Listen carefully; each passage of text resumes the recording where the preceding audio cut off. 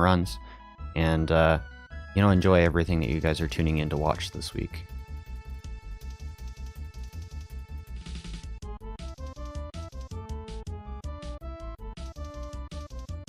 All right, 3, 2, 1, you're live.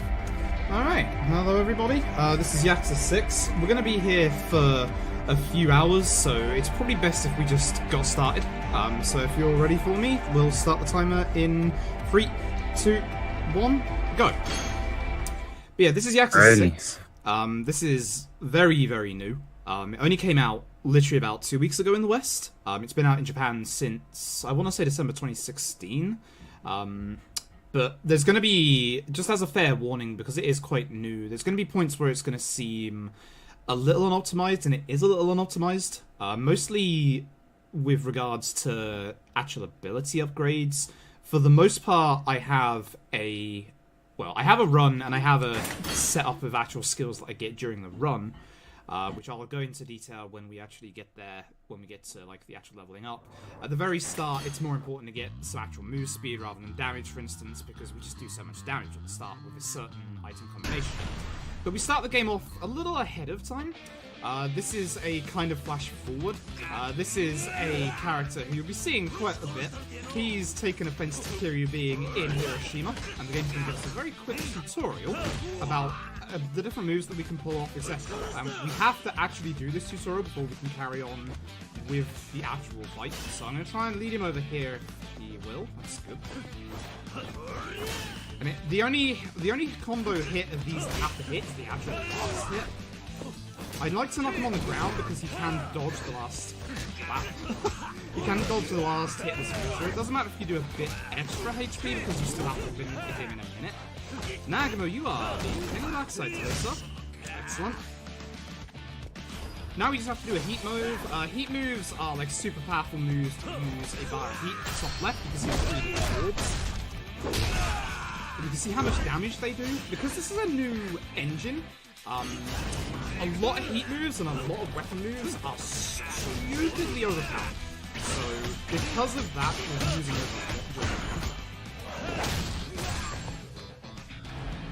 That's the end of the first boss, Nagamo. Because this is on a new engine, and because there's a lot of like new stuff to it, the nice thing is everything is fully voiced. They wanted to go kind of big budget with this, and because of that, because everything is fully voiced, 95% of the cutscenes and stuff in this game are actually skippable, unlike most Yakuza games, which makes this an absolute joy to run compared to a few Yakuza games. I'm looking at Yakuza 3 and 5 when I say that. But basically, to sum up the plot right now, because technically this is the latest game in the series, it's the 6th game in the series, technically 7th if you count Zero, which is a prequel to everything, and will be coming up in the marathon tomorrow, I believe. Basically, the game takes place, literally, we've gone back now to what we would call present time, where it's literally after the end of the events of Yakuza 5.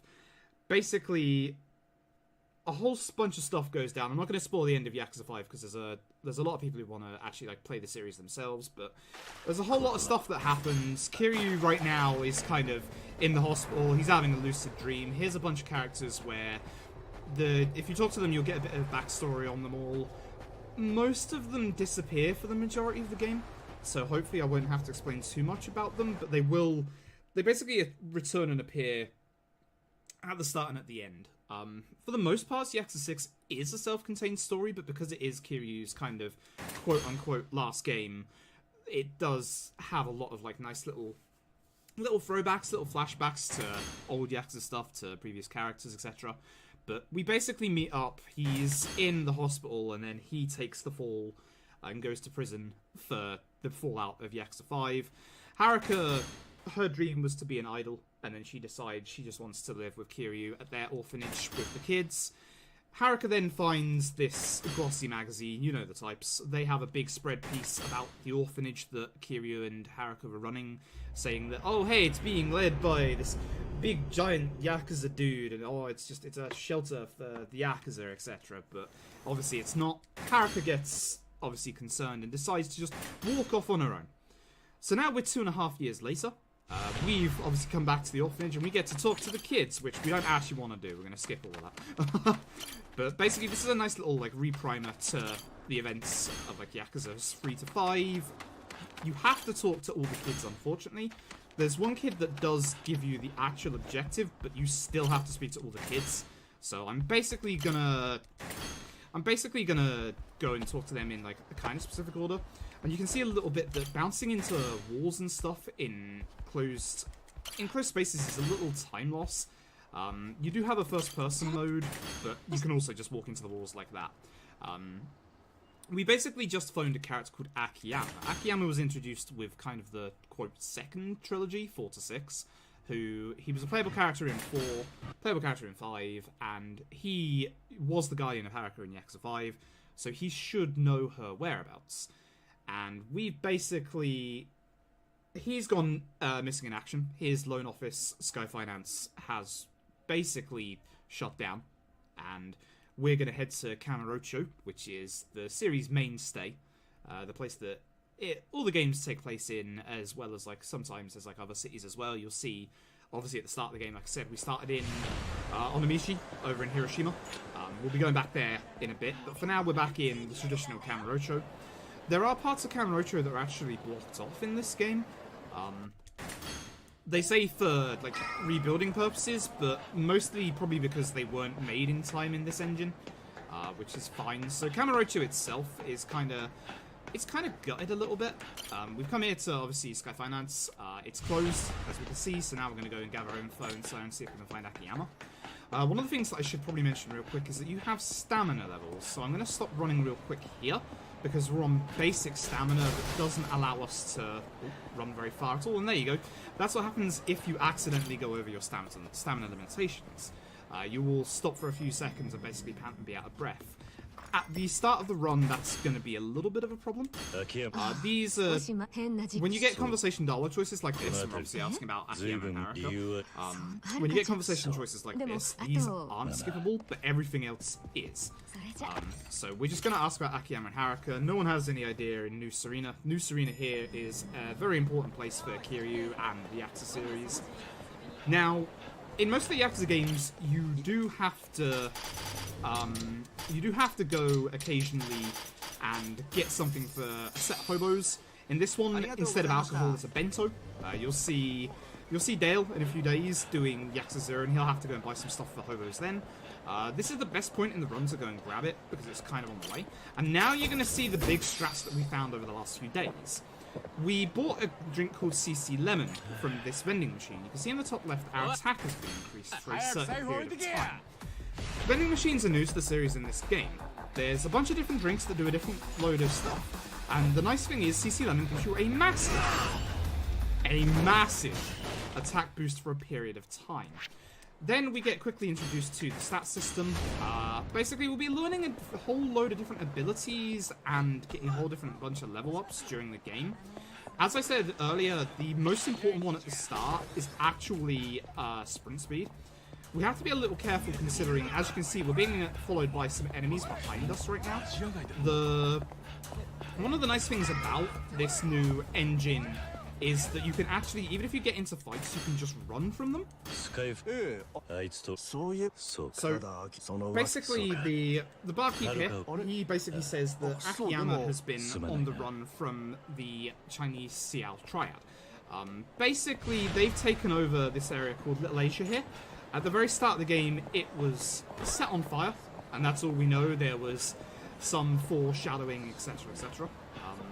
I'm going to keep the attack drink for this next little bit, and then I'm going to get a second drink in a little bit, which will be very pivotal for the start of the run, but won't be that important coming up to the rest of it. I have to stop quite a lot because level 0 stamina is really bad, but we don't have the experience to be able to get the next level. What we don't see here is a meeting between Tojo, the Tojo clan, which is the big Yakuza group in Kamurocho, and the Xiao Triad, who have taken over Little Asia, which are these guys. And basically, there's a guy called Ed. You'll see Ed real soon, but the Tojo comes to strike a deal, and Ed basically laughs them off and then kills them.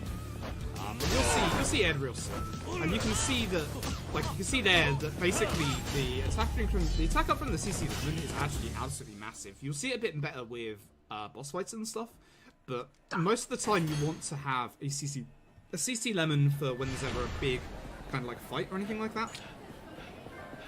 We're gonna go down here and we're gonna go grab a second type of drink,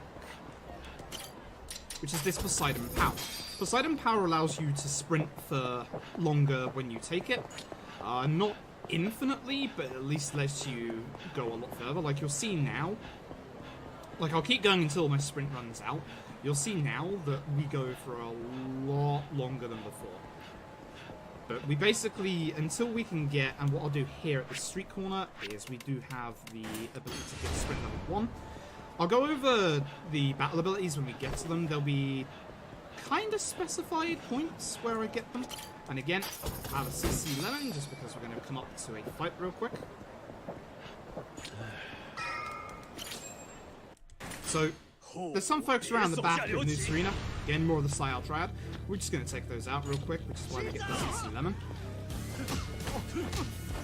Again, weapons are more useful. This guy likes to hang around the back and be kind of a pain in the ass, which is why I like. Just take him out now. I make sure that he doesn't like stop behind and like waste any time. Because all the others, as you can see, come on over. Missed the sword, unfortunately. But the difficulty is on easy, but that isn't to say that the game is easy, because this is like a new engine and the fighting is a bit more free-flowing. There are certain points, and the Yakuza games like to do this, where certain points in the storyline, the enemies will take they'll kind of get like a big little boost to their attack and their defense, and yeah, they get a little nasty. So there's specific points where we're going to be looking out for that. Just waiting here. We really don't want to get into a fight here. While certain story triggers you can still hit if you're being chased by enemies, certain things you can't. So this taxi, for instance, these taxis, which we'll use for fast travel, specific points in the run we don't want to be chased by, we don't want to be in a fight with enemies because we won't be able to use the taxis until all the enemies are dealt with. And you can run away from enemies, but it's a little bit of a luck shoot whether you actually get to be able to get away from the enemies or not. So here's the guy we bought the bento for. He's going to enjoy his meal, and then he's going to tell us that Akiyama is actually hiding out in the sewers. And of course, he's actually sitting over the manhole cover that you use in the previous games. So we're going to go down here, and we're going to go and meet Akiyama.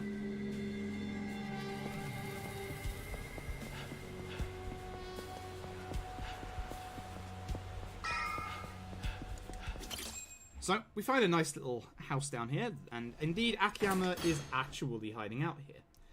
He's hiding out from the Triad. The Triad are actually after him for various reasons, and so to Ed!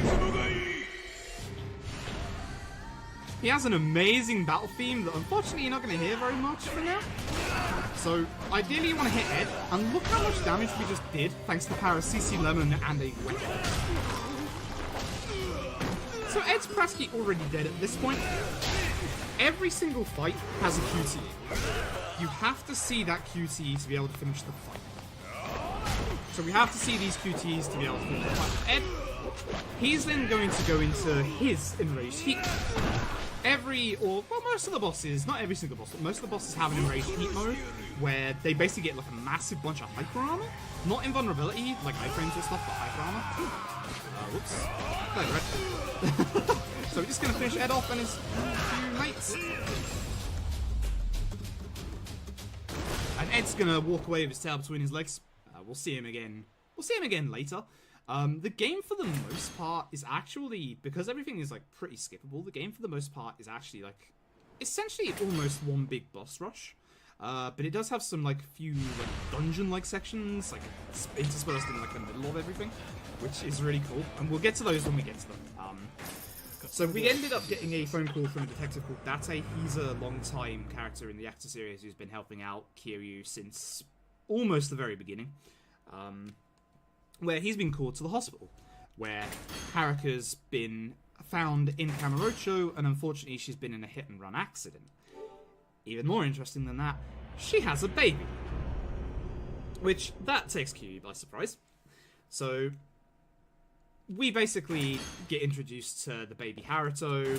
We go through like Kiryu's faults, etc., etc., and then we go to the point where Haruka got hit by a car, and we're gonna do our whole like little bit of Batman detective. Oh hey, yeah, there was a car accident here, all right.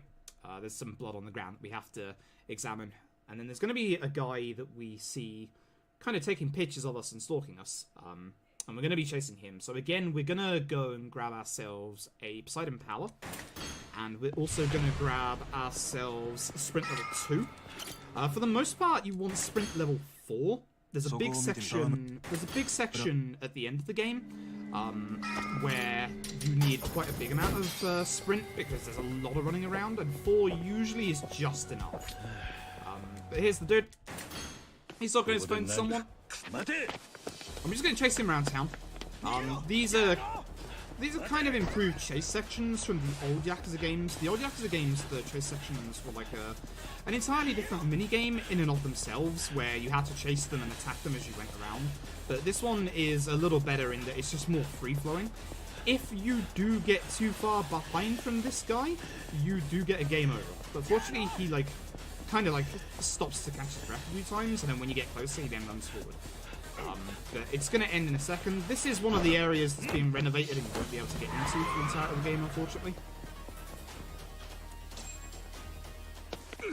So we find out now that the Tojo are involved. They're keeping an eye on Kazuma Kiryu. I'm just going to... Okay. This road that goes along here, because this is a new engine, the fast travel taxis can actually spawn along this road.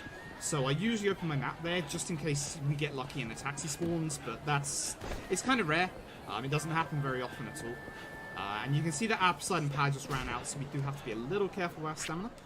We're gonna get Sprint level 2, and then with the rest of the experience that I've got, I'm gonna get this thing called Dash Attack. Dash Attack is essentially, and I gotta be careful with my stamina here with these guys because we're getting in a taxi, so we do have to be a little careful to not get caught by them.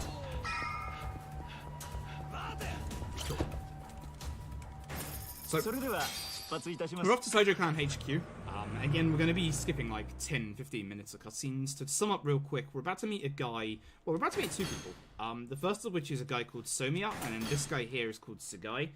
Somiya basically works for Sugai as his kind of like right-hand man, etc. And Sugai is basically taking...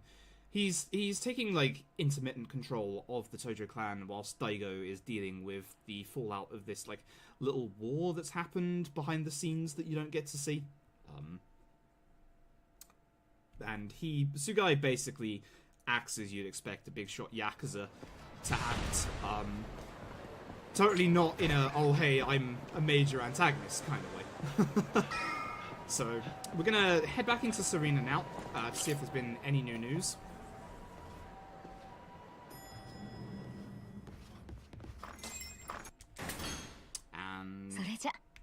We're now going to head out onto the streets to try and find out some info.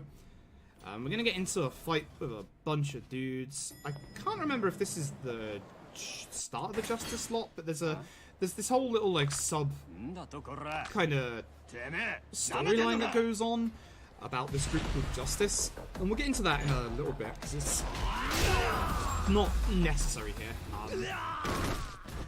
But yeah, again, for the most part, and it's going to be quite easy at first in that we just... For the most part, fights, because of the new engine, you can't actually, unlike previous Yakuzas, hold weapons yourself.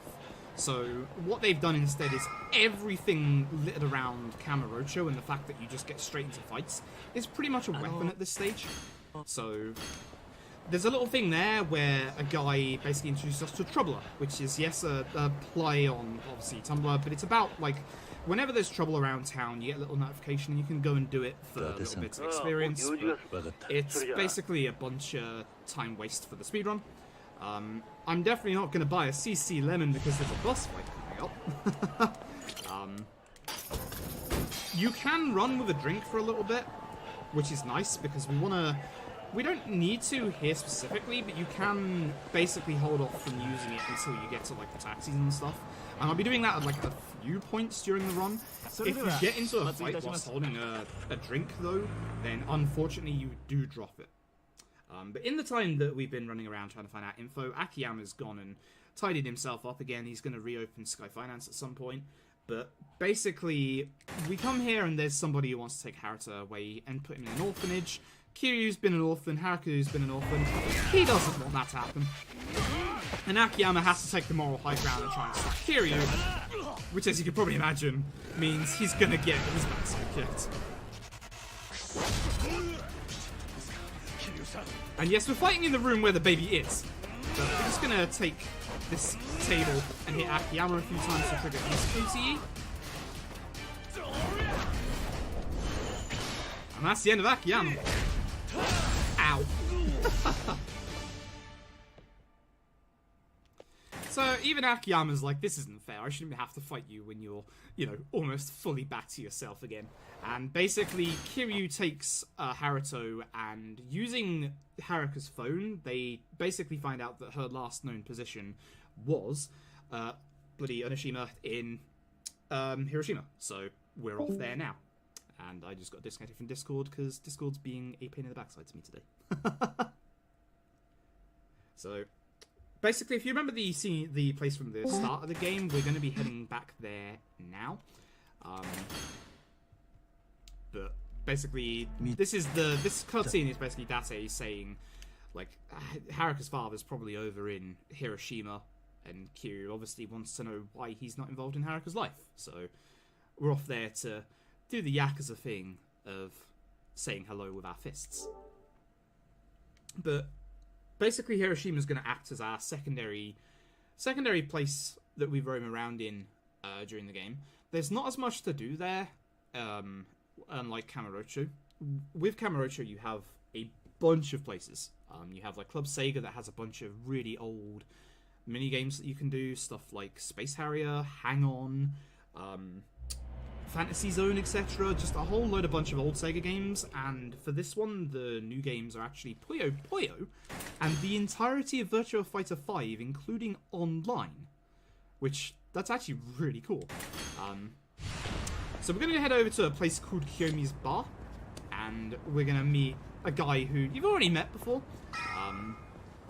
called Nagamo. We're going to meet Kiyomi as well, obviously. She's the proprietress of the bar. We don't learn much about her at the moment, but Nagamo comes by and he's kind of infatuated with her, and he doesn't...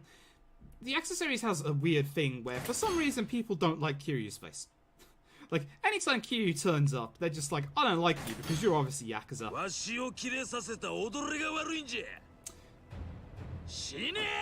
And Nagamo basically just wants to attack us. So I'm going to drag Nagamo over here specifically. Whoop, hello. And hopefully get him over here, because these bikes do the most damage out of the weapons in this battle arena. I'm going to build up a heat real quick. When he gets to half HP, and this is the case with most of the bosses, they'll have a HP threshold, where obviously Nagamo's is half. And now he's going to do his heat mode. So one small with a bike, and then hopefully he's stunned for a second, but hopefully he comes over here. Whoops, I didn't mean to kick the bike, I meant to hit him with a bike. And then, I don't know where I picked that second bike up, because there was only supposed to be one and it breaks in a hit, but okay. I'll take that. So, we beat Nagamo down and basically go, you know, we're trying to look after our baby here, dude. Just chill for a bit, would you? And Nagamo socks off. And we go back and we see Kiyomi. We need a place to stay. She suggests a place with Ino, who's an old friend of hers, just like Nagamo is. And we're getting to a bit where... we have to shake the baby. Only when the baby says to shake the baby. Don't shake the baby, folks. Except for when the baby says to shake the baby. But this is Ino. And a little bit of speed tech here. We're going to be pushing into the back of Ino with the baby. But just, it's going to look a little weird, but it does speed him up a tiny bit, which skips out on some dialogue, which is nice. But we like being really intimate with people. We like being really, really close to people. So we're just gonna like stay very, very close to him. And unfortunately, we can't go straight to the point where we're supposed to go. The game needs him there as a trigger to start the next bit. And then we're going to get into shaking the baby. I heavily dislike shaking the baby because I haven't got all the tells for the baby down yet. It's kind of annoying, but fortunately this is the only part where this next bit happens. We're getting a bit of backstory here about Nagamo, about Ino, about Kiyomi. Ino's kind of like a side player in the game, but he's here in the background. He's like a nice guy. He helps us out a few times. There we go. Right, so now the baby's gonna start crying, and Kiryu, you know, he's never been the best father. He doesn't know what's going on, so we're gonna have to go and find some milk because he's ran out. There's a whole bunch of different NPCs here. There's only one NPC that actually gives us the info we want. For this next section, we only want to see 2 crying sections. That is ideal. The higher the difficulty, the more it happens, it seems. So being on easy, it only should happen twice. This rude man on the phone tells us where the pharmacy is. We're going to head down, and it's going to be shot. And hopefully we don't get the first one beforehand. If we do, then we're having some bad RNG. We haven't, that's good. So we should have the first one any second now. Oh boy. Now we get to shake the baby. So, gotta wait for a second. He'll have a tell about what to do, and then motion controls, because that's what everyone loves. You want Robs, don't you? Yeah, there we go. Robs is the most annoying because there's no clear indication for what he wants. Ideally, you want to obviously succeed with these rather than fail. You want Robs again? Yo, my dude. Robs is actually the most annoying one because it takes the most time to actually say, oh, hey, you're doing that motion, rather than say something like swing. Really? Wait, no, that's Upsy Daisy. That's the wrong one. Idiot. I hate this bit so much. What do you want? Robs again? Okay, fine. I hate this bit so much. I'm just putting that out there. And Discord's being a pain in the backside right now. So obviously, the ideal way there is to get 3 successes, and then obviously anything that you miss is a bit of a time waste. So unfortunately, I've lost a little bit of time there. Ideally, we'll only have 1 more of those before we get to the end of this segment, but again, it can be a little random.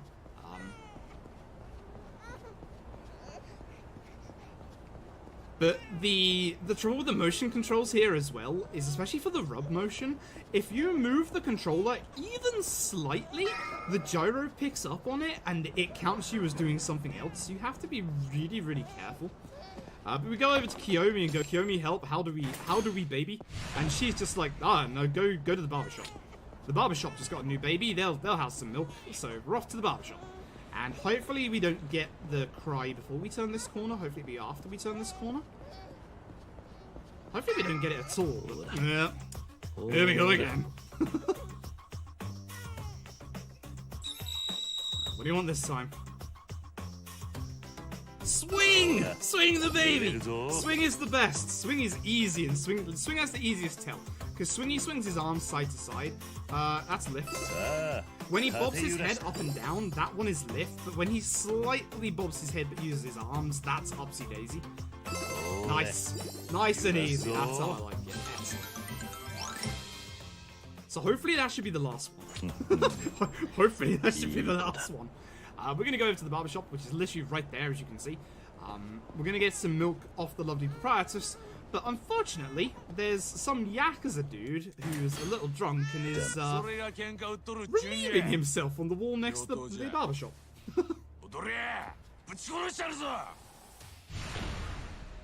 So we're gonna do, you know, the usual. It's harder to grab this drunk guy for some reason. So I'm just gonna take this flower pot and for some reason throw it at him, even though I'm right next to him. There he is. This drunk guy as well has this weird little bit of hyper armor where he doesn't want to take like any stun from being hit. Nice. Wow, I'm actually having trouble with the drunk guy. That's perfect. So the lovely barbershop lady gives us some milk for Haruto, and we're gonna go back and look after the kid.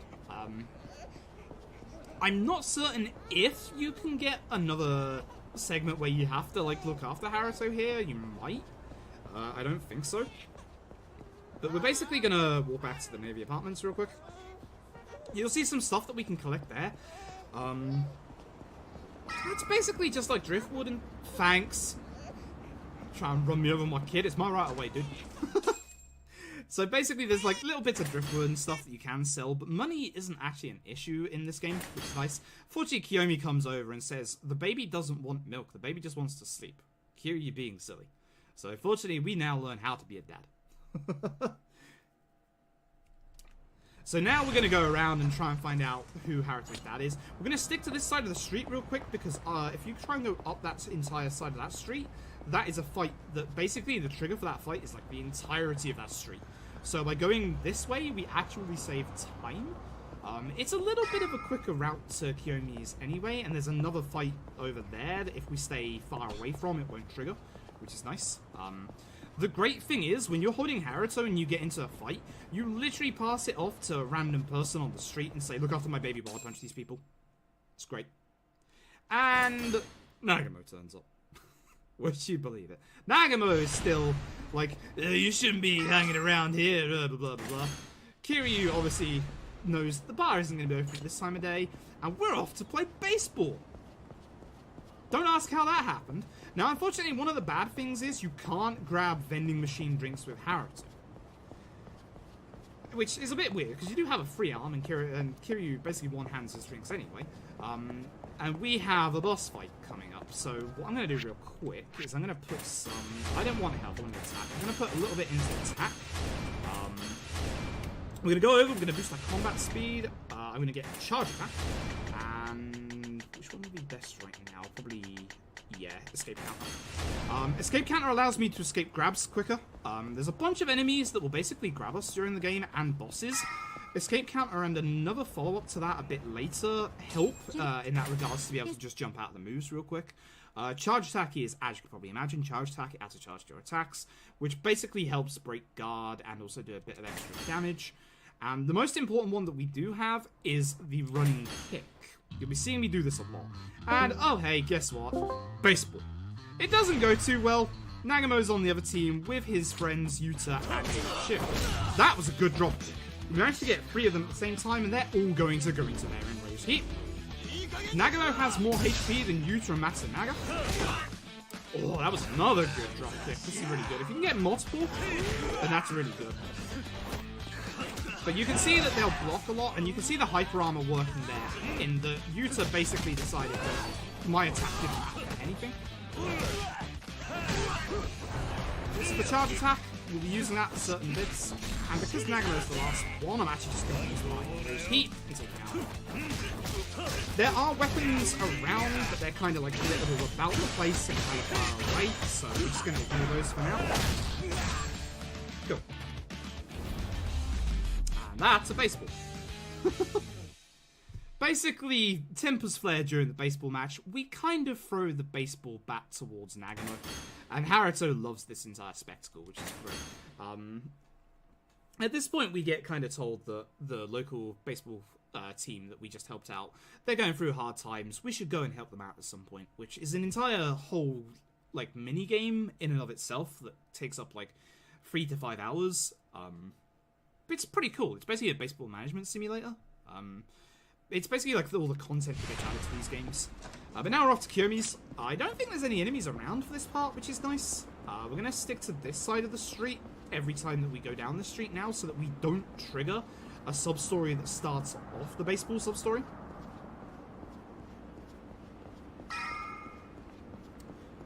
But we're basically going to go over to Kiyomi's bar, and if you remember the bit about 30 minutes ago from the very start of the game, where we punched Nagamo in the like little side alleyway bit, that's where this now takes place. We're now basically caught up with the very start of the game. And basically what happens after that, you'll see there's the same frame from earlier. It skips you past the fight with Nagamo, which is nice. We get introduced to a lovely fella, this guy, Masazoe. He works for the Yomei Alliance. They're the big Yakuza clan over in Hiroshima and like this whole prefecture. And Nagamo was supposed to... Oh, I need a CC Lemon. Sorry, boss fight coming up. Need a CC Lemon. Because they're like the big whole Yakuza group here, and Nagamo and his family, the Hirose family, they're basically underling to the Yume Alliance, to Masazoe's family.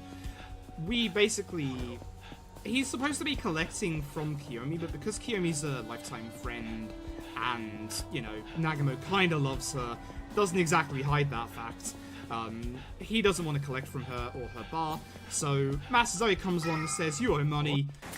This is just the Troubler guy from Kamurocho. He's back, and you can now do Troubler in Onishima.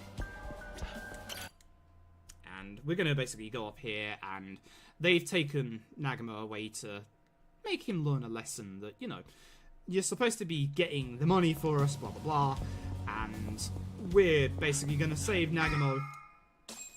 And oh, hey, guess what? Nagamo's going to love us forever. So, there's a little bit of a trick to this fight. Masazoe himself has his QTE can be skipped. And it's important that we do. I forgot what happens over here. We want to try and beat Masazoe without beating the other members of the Yakuza. That's not good. I don't know why it didn't onto that guy, even though Masazoe was closer and locked on. But okay. Masazoe has a thing where, here we go, I didn't want to show it off, but if you knock down everybody and then you get into half HP, he'll get into his extreme heat mode and everybody will get back up, and you have to take care of it.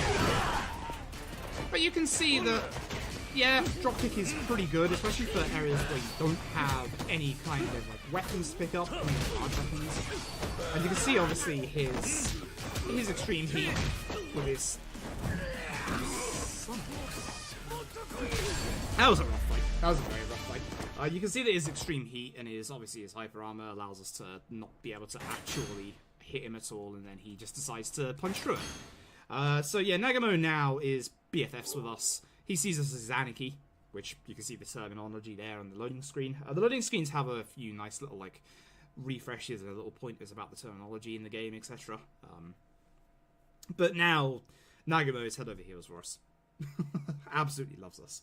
But this basically gives us an in to the Hirose family, which is the family that Nagamo is obviously working for. And we get introduced to them real quick. Two of the members, Takashira and Yuta, you already met. There's another guy, Matsunaga and Yuta. That's Takashira, the other guy. You'll notice very quickly there that if you're a fan of Japanese movies, Japanese live-action movies, that actually Yuta there looked very familiar. His actor is a very famous actor in Japan for being in the Battle Royale series, and there's there's actually multiple other famous actors in this game as well, who you'll see in a bit. Another one of which is from the Battle Royale series of movies. You'll see him in a bit, not just yet. We're going over to Morino, which is a bar that they own. They're basically getting hit by members of Masazoe's family. They're called drunk civilians, but they are Masazoe's underlings. Being in a bar with some nice bar stools that we're just going to take and hit people with, that was an unfortunate hit. You want to try and hit as many people as you can in one hit, obviously. That's really bad. The other trick, if there are no furniture around, if there's no other people around, one of the best ways to deal with people is to actually use people against people. Basically, if you have a large group of enemies, and this will come up quite a lot in the dungeon sections when they introduce themselves in a bit, we'll basically grab a person from the crowd and use them to clear the entire crowd out. Again, the power of CC Lemon is great. We basically go save everybody, and now we're in everybody's good graces. And now we're going to go over to Kiyomi's bar to pick up Haruto. Kiyomi acts more like a parent Haruto than Kiryu does, basically. And we're going to go back to the apartments, because it's been a nice long day of beating up some low-time Yakuza members, trying to find out who the dad is, etc. We haven't asked anybody yet who the dad is, but they basically know we're here in town now, and that we're cool, and we're not, despite the fact that we look like a hotshot Yakuza, we're not here to make trouble. For the most part. And we're gonna go sleep with Haruto. We're gonna skip a little bit of like bonding time again. I didn't think my stamina would run out just then. It literally runs out right as you get there, so I should rest it out. There's a little present in the corner. It is DLC items. For the most part, it's costumes and stuff. But there is a bun there that gives you 500 in every single stat to level up in, which is probably really useful for the run. But I never really decided whether it should be like legal or not, considering it is technically DLC. So I don't take it personally. So now we're off to the Hirose family office, where we're going to ask them about, obviously, Haruto, whether they saw Haruka or not. Unfortunately, there's no fights around here. Because you can't run properly with Haruto, we're about to get hit by a bus. We're just going to take this taxi real quick to get a bit closer to the Hirose family office. Kubo, that's the closest taxi point. Again, it looks like we don't have that much money, but again, money isn't that important in the run. We bought everything that we need to buy. And traveling by taxi, it's gotten us a tiny little bit of extra experience, which will help out in the long run. We're going to introduce ourselves. We're going to ask them about the baby and about Haruka, and they're going to react in a way that, oh no, we definitely don't know who Haruka is. Cough, cough, nudge, nudge, wink, wink. They definitely do. And we're going to go and introduce ourselves to Patriarch Hirose. We're not going to get to see him in the run for a little while, but we'll see him a bit later. He is played by a certain character called Beat Takeshi, who, again, if you know Japanese movies, he's very, very famous. Now, Masazoe's Law, they've not exactly taken well to the fact that we've been going around, you know, punching them a few times. So we're being led by the hand here towards the shrine in the top left corner of the map. You can get into fights with other members, with like the actual members on the street, but unfortunately most of the actual like ways down the street, like dead ahead, are actually blocked off by cars and stuff. So getting into any fights here is actually a time loss, so we're just going to go the actual intended route. You can run past Kiyomi. She isn't the trigger for this part, it's you. Once you get to a certain point where you're getting into a fight just up ahead. But we're basically getting introduced to like Hiroshima and its little map. There's actually a gun on the roof of this place. Like, a little bit of trivia. For some reason, there's a gun up there for some reason.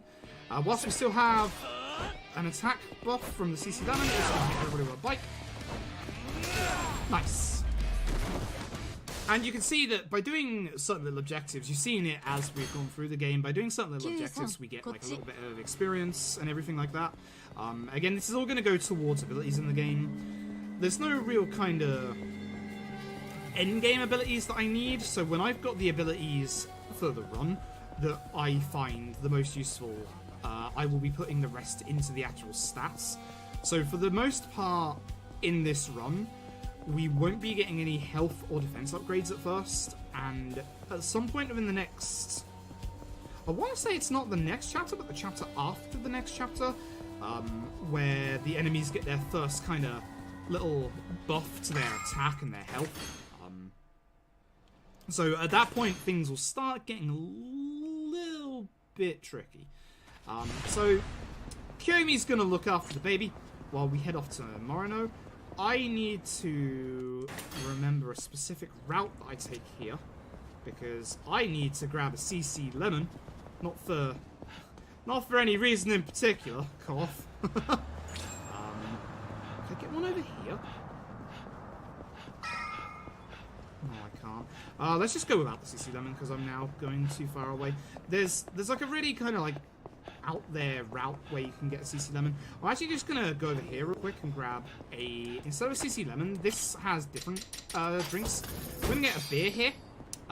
Beer's going to give us an attack boost based on the number of attacks. So you can see the 24 at the top left.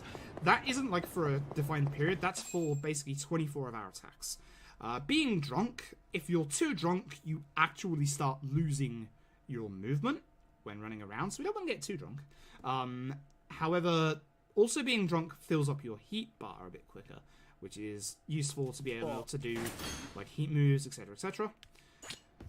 We're going to apologizing to everybody. We're going to apologize to Matsunaga. He's building a model of the Yamato. Not important, honest. And these two take offense to us, so we're just going to grab the bar stools and stuff and hit them. Yuta has less HP than Takashira, Once you get one of them to a low enough threshold, the QC will kick in and they'll go into their extreme heat mode. Unfortunately, they break any furniture that's here, so we lose a little bit of weapons around. Oh, I was hoping to dodge that, so I'd be able to keep that. I'm just going to extreme heat real quick. And that's that. So, basically some more stuff goes down with Master Zoe, and Matsunaga is off to take the fall for it. This is a bit of a longer fight, so we're going to go down here and grab ourselves the CC Lemon that we wanted from earlier. But basically, all of these... the nice thing is, whenever you use a vending machine, the enemy spawns disappear as well, because there was an enemy spawn right here that just disappeared. So, here's Master Zoe and a bunch of people. Just like before, you want to try and take care of Master Zoe before you take care of everybody. Unfortunately, there's a lot more enemies to be able to deal with, so hopefully we shouldn't take care of them all before we defeat Master Zoe. Although he getting knocked into most of them there isn't great. If I could... yeah, he guarded that. That's... So here's me demonstrating throwing people. I didn't mean to, but... I really want to grab him and use a heat move on him. This also works. As long as I don't kill that last guy, excellent. He won't use his heat move and he won't get everybody up. And that's the end of that.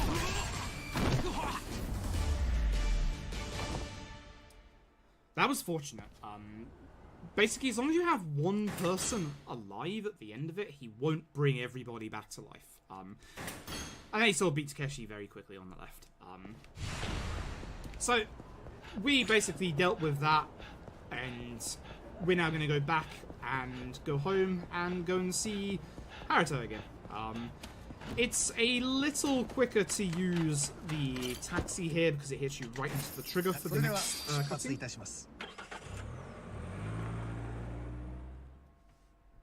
Which is quite nice. We'll be using taxis mostly when we have Haruto and other points. And then Nagamo comes by. We have a nice heart-to-heart, as you do. And now we're into chapter 5. There are 13 chapters in the game.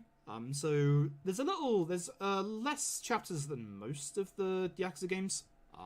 Quite a lot of them go to like 16, 17 chapters. But this one, because it's quite self-contained, because you only have one playable character, it goes for quite shorter than most. But again, it's mostly self-contained, which is nice. So here's a bunch of cutscenes about everybody not knowing how to look after a baby. As you do.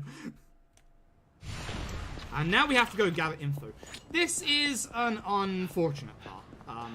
This is a side bit that we can't unfortunately skip in the game. It's side content that you can do on your own time. Most of the side activities that the Yakuza series introduces you to, this should be fine if you get into this fight, because it should... Ah! Okay, so that was neat. What I did there, I went close to Morino, so that the aggro would actually get taken off of me. And instead I just managed to get into this fight instead of getting into the extra fight. I don't think it would have mattered because the story trigger for this bit would have hit anyway. But we're going to get introduced to a thing that's new to Yakuza 6. It's called the Clan Creator. It's a basically top-down kind of mini-game where it's kind of like... I don't want to say an RTS because it's not that in-depth. But basically, we have a ragtag group of people. And there's a whole bunch of these famous wrestlers from, I believe, the NJPW, the New Japan Pro Wrestling scene. Some of which you'll know if you ever follow that scene, like Yano Toru, Akada the Rainmaker, etc. They're causing trouble. So we gotta basically form our own clan to take them down. And this is basically your introduction tutorial one. You can skip it. But unfortunately you can't skip it in the sense you can quit out, but unfortunately you have to do it. So you have leaders on the right hand side, they all have their own skills, this guy has healing. We're just going to send the leaders out.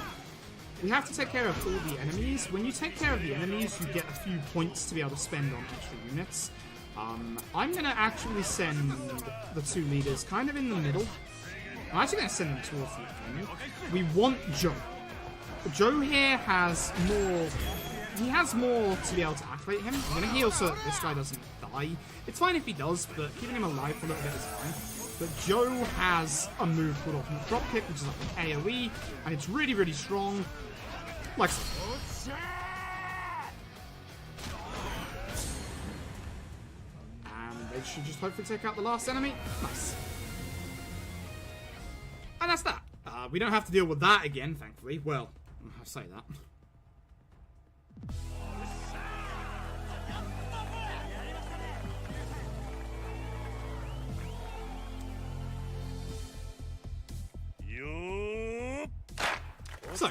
So, that's thankfully the end of the Crown Creator as far as the run goes. It's in-depth, it's a little flawed.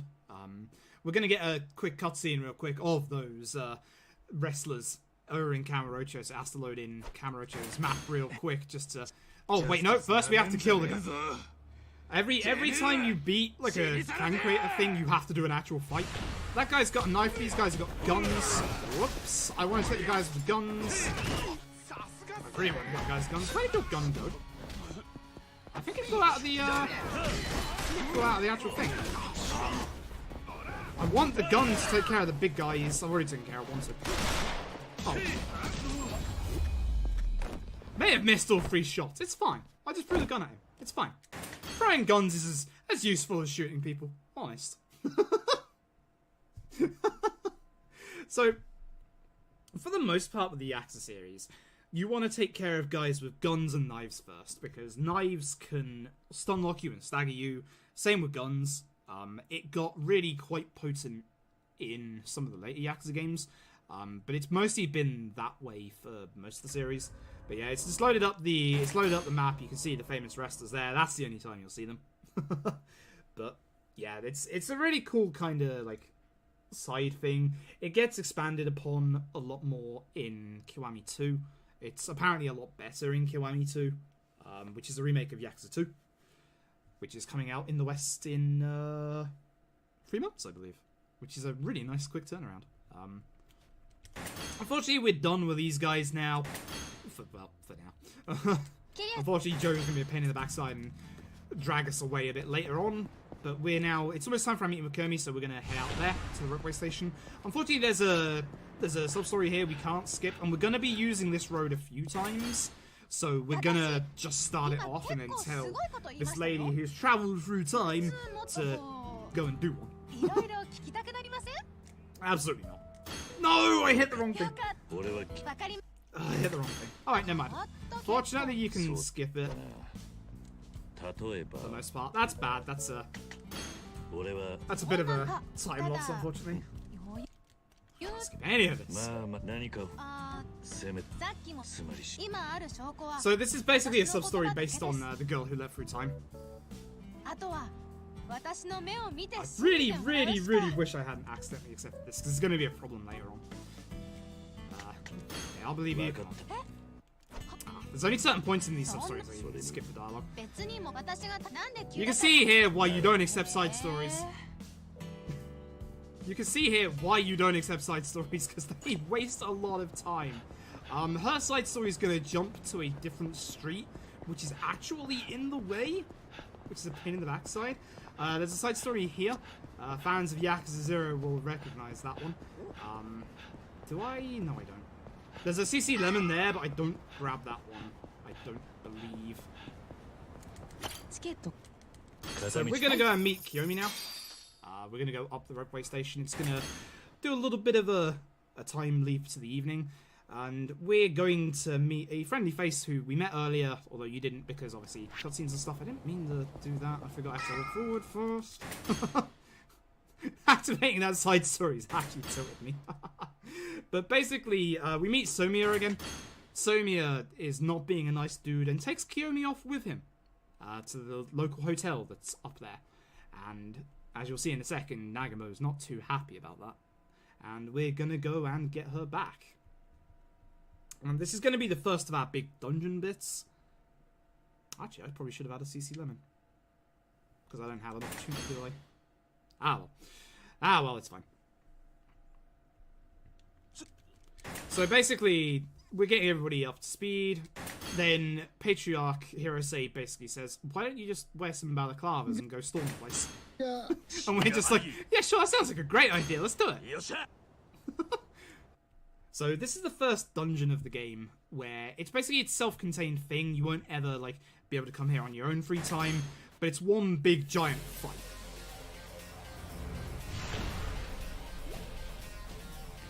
So we're gonna run into people and do a drop kick. Drop kicks are really good for big groups of people as well as grabbing people and throwing them.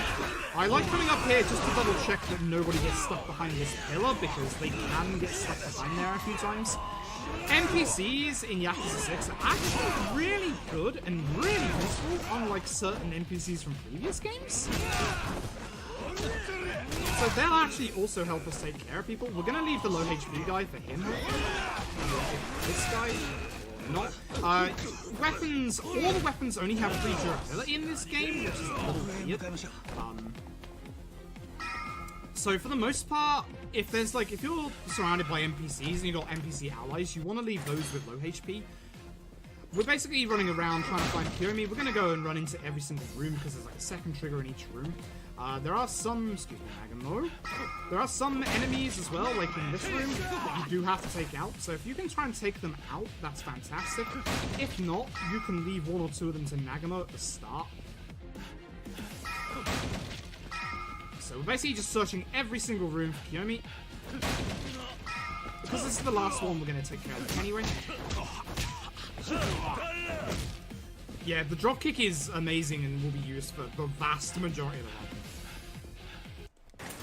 So, they haven't found anything on their side, so we're going to have to go up to a higher floor.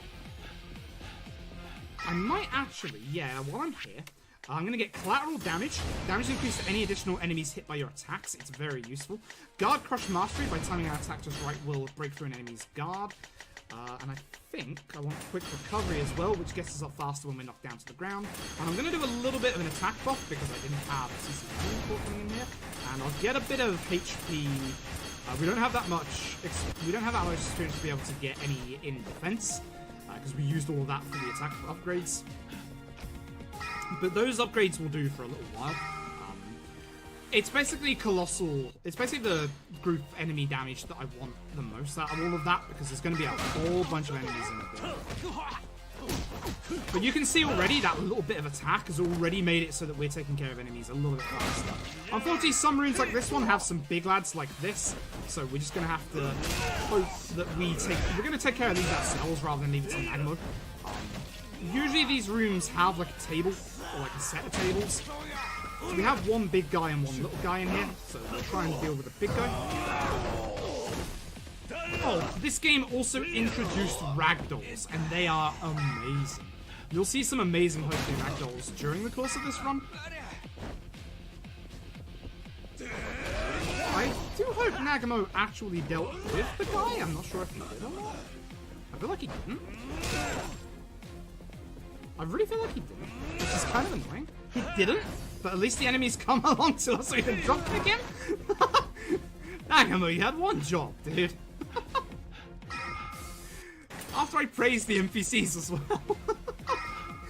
With the NPCs and their HP bars, when they go down to 0 HP, fortunately it's not a game over or anything like that. They just go into a state of recovery for a few seconds. So here's this big unit. None of these guys can take care of him. We could probably take care of him like really quickly if we wanted to, but for some reason we don't. We just leave it to those 3. So now it's just us and Nagamo. We're gonna go off and we're gonna try and find Somiya. Because he's not in the lower, in the lower levels, he's obviously gonna be in the bath. So we got a little bit of a hilarious cutscene coming up. There's a health item outside that we're going to pick up just before we go in. We're going to have this for safety for later on. This is a Stamina XX. It does health and heat, which is going to come hopefully not in useful later, because if I have to use the Stamina XXs, it means I'm taking damage. But This is actually a throwback to Yakuza Ishin, which has only come out in Japan, where there's a bunch of buff dudes in a bathhouse. And again, we're looking for Soumya. We think this guy might be Soumya. That guy's not Soumya. And now we get to beat a bunch of buff dudes in the sword. So again, drop kicks are really good. There's a bunch of like furniture to the side, and again, grabbing people. You can see there the power of people and how quite a lot of damage that did. If you have the power of a CC Lemon, it would have ran out around about this point anyway. Having a CC Lemon makes it even faster as well. I'm aiming for the boss because obviously it's lowest HP, and he also interrupts my attacks the most, so he's kind of priority. So you can see that I use the charge attack sometimes like that to do like a nice little bit of damage. I would love for this guy to stop dodging my stuff. You do also have a heat attack move with Nagamo if you're close enough to him, and he's not holding on to people. What just happened? What is happening? Nagamo fortunately took him out because apparently I just lost the ability to. Because of the elevation. Cool. So, Soumya actually is in the bath, he's just in the spa, and Nagamo's an idiot, walks in there, gets too hot and takes his mask off. So there's no point in hiding our faces anymore. So we're going after Soumya, and you'll notice something very interesting about Soumya right now. He doesn't have a Yakuza tattoo. He has no ink. It's actually very surprising. He is more of a traditional Yakuza and goes along with the notion that you don't need, with the way that like everything is going these days, you don't need ink on your back to like demonstrate your power or anything like that. So again, we're going to grab some of these giant potted plants. We're going to try and take care of these big lads first, because they're kind of like the main ones, and then the boss. Most of the time we just want to use these potted plants because of how many enemies there are. But there are some bottles on the side as well for a sharp object if we need it. Very good actually, very, very good section. If these guys take off this, of course. Excellent. So, we're now going to have to be a little careful because there is a potential soft lock situation right here. It's happened like the last 2-3 times I've done this run. I really don't want to restart this bit. So I'm actually going to let this dialogue play out because the few times that I've skipped this dialogue, this door, the trigger for the door at the end of this corridor doesn't actually happen and you get stuck. But fortunately, by letting the dialogue play out, that doesn't happen. Say hello to the fight with Soumya. This is Soumya round 1. He's going to have a drink, and he's going to have like kind of like weird armor where you can't hit him too much here. So we're going to grab, hopefully, the lamp instead of the chairs side of the room. And we're going to use a heat attack to do a load of damage to him. It doesn't matter if it's the seat. You get nothing for interrupting his drink, but it basically means we can attack him a bit faster. We're now going to, again, use all the stuff around the room. The lamp doesn't do as much damage as, like, the chairs or the plants, which is why I wanted to use that for the actual heat move. Happens, unfortunately. By holding L2, you don't use heat moves, and by doing that, we actually get a bit of extra damage out of our normal attacks. So Soumya is going to go into his, obviously, enraged heat mode. We want to try and stay away from the middle of the room, because he'll hit us with these sofas. But for the most part, Soumya 1 isn't too bad. Pick up.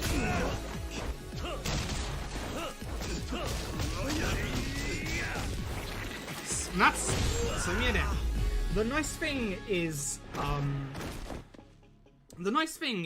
that when you go into extreme heat mode, Kiryu picks up bigger objects. So it acts kind of like beast mode from Yakuza 0, where you pick up larger objects. So the sofas in the middle we would have picked up, the bike that we use against Nagamo 2 we would have picked up, etc.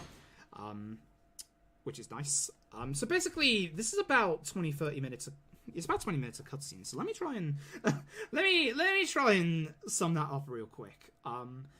Basically, after we finish the fight with Somiya, we go into a room where it's revealed that Kiyomi is actually Somiya's ex-wife. She actually went there of her own accord. It wasn't Somiya just dragging her, etc., etc. But we meet two people. We meet a guy called Kurusu, which is the head of the Yome Alliance, who's also that's his like kind of like private actual name, but his real name is like Iwami. He heads up Iwami's shipbuilding, which is like a big front for like the Yome Alliance. We also meet his son as well.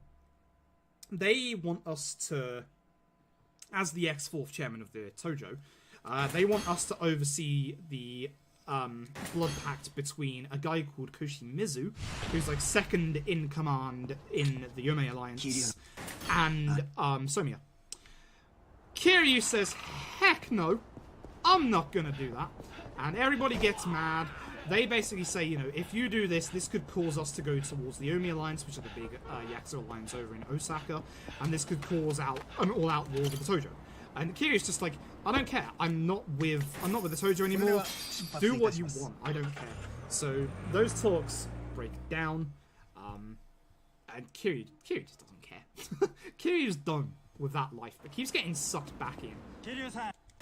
Joe comes back and says, wouldn't it be a shame if you were to head over to Kamurocho to do some clan creator stuff? Yes, it would, Joe, actually. So please don't bother us again, Joe. Thanks. So basically, Kiyomi then says that she has a suspicion of who the father of Haruto might be. A guy called Tatsukawa, who is actually Yuta's friend, and he's now working as a host over in Kamurocho, which is our story beat to go back over to Kamurocho. This is the first time that Nagamo and Yuta come with us. This is the first time that they've kind of ever left like a small, quiet town in Hiroshima, so it's their first time in like a big city with all the big flashy lights, etc. And we're gonna get stuck on buildings and stuff, and we're gonna go head over to Cafe Alps, where we can discuss our plan of action. We're gonna go to a place called Stardust. Oh no. Please don't get into the fight, because this story trigger is a bit wonky if you get into the fight. Okay, good. Okay, good. So we're gonna go over to a place called Stardust. It's an old hunting ground for Kiryu. It was basically it was being ran by two people called Yuta and Kazuki from the older Yakuza games. Do we do it now? No, we'll see them in a minute. Basically, get into the story trigger and this should go away, hopefully. Excellent. So this is one of those triggers where even if you're in a fight with other people, you can just basically get past. Yuta really needs to go to the loot. I don't know why that's a plot point, but Yuta really needs to go and use the loot. I will take a CC lemon here for the next parts. Before I take it, I'm going to go and boost up a certain skill, which is, it basically improves the durability and also effect of drinks that we have, making the CC lemon even more disgusting. Not actual drink-wise. I didn't drink it. That's a pain in the backside. So I'm going to have to find another place to get a CC lemon. Yes, I know where to get one. Right on the way as well. So we basically go to Stardust. It's actually being taken over by a Korean consortium. This lad here, Jungi Han. And we get thrown out by their bouncer, and Jungi Han hears and is like, to basically, you know, make up for that fact, he basically grills the bouncer's face on a yakiniku plate. And he invites us over to Stardust to, you know, sort things out. The Jingwon Mafia, they are kind of long-term enemies with Kiryu thanks to the events of Yakuza 2, so I won't go into that because Yakuza 1 and 2 is coming out in a few months. But basically, we're going to go over there. They have old beef with Kiryu. Grab the CC lemon that we should have drank earlier here, and I'm going to wait because there's another trigger just up ahead. Lovely.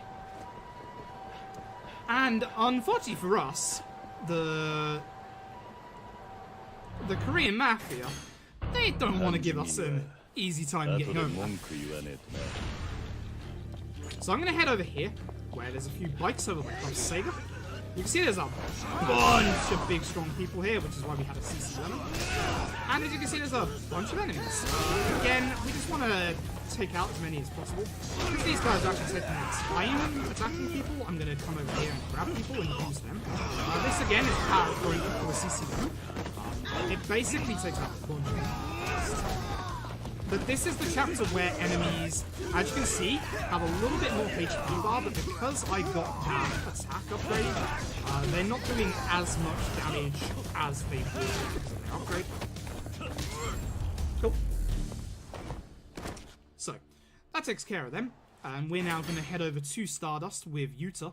A whole bunch more people come, and Nagamo basically stays behind to be all like, hey, I'm the hero, I'm gonna stop you from stopping those guys.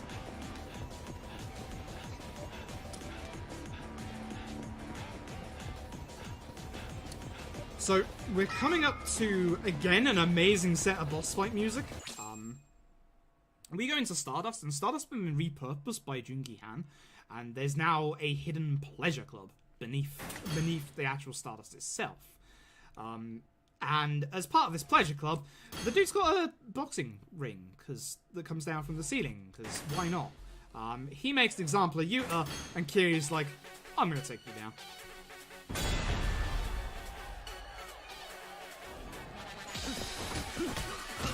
So, Jungi Han, there's no weapons around, so we're going to use basically attacks and charge attacks to take him down. I actually missed. Excellent, because I was too close. Should have seen that coming. So drop kicks, again, are going to be our main priority.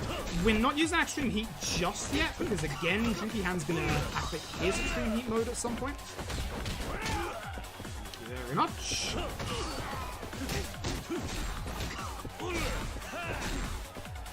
Wow, all of these blocks. I basically cancelled out my charge attack there. So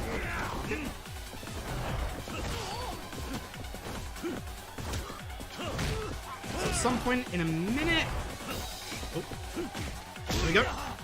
He's gotten down to his HP threshold, he's going to go into Extreme Heat, and so are we. Because our Extreme Heat will continue to go down during this cutscene. So that's why you want to wait, because his hyper armor now gets kind of ridiculous.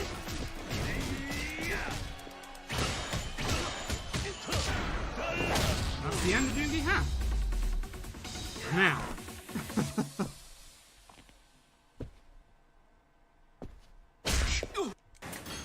But Jungi Han's battle theme is actually one of the best in the series. Basically, Jungi Han now respects us for knocking him down and says, Tatsukawa was working at Stardust, but he left. So we're gonna head off to where he was last seen. Oh dear. Excuse me 2 seconds, just need to mute my microphone real quick. Alright, sorry about that. Had to sneeze real quick. So we're gonna head over to the Oka building, which is where Tatsukawa was last seen. Or basically where he's like living at the moment. Nagamo and Yuta have already gone over there. This is a sub-story we unfortunately can't skip activating. Which is again another reference to an older Yakuza game. But fortunately now that we've triggered this, because we're going to be coming through this pathway a lot, it's better to just like start this now. We're going to taxi over to Pink Street, which is the closest point to where we need to go.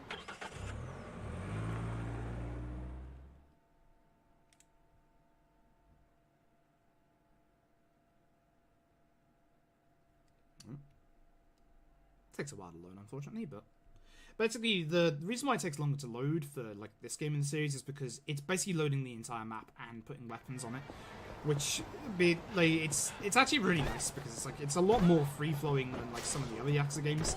And again, the whole like everything being voiced and being skippable is like fantastic. Like the action just keeps coming in this one. So we go to the Oka building, and we do indeed find Tatsukawa. He's a little dead. Unfortunately, yeah. He's been killed by somebody that we don't know just yet. It's the Akiyama stuff, isn't it? Yeah. Basically, we're now going to get back into contact with Akiyama. We want to go and speak to a certain somebody that we all saw earlier, who goes by the name of Ed. We get to go and see Ed again. But basically, we don't know where Akiyama is again, so we're going to go and have a look at the last place that we obviously knew where he was hiding, which was in the sewer. You've all probably figured out at this point, that, you know, we kind of led the triad to the sewer earlier, so that's not the best hiding place.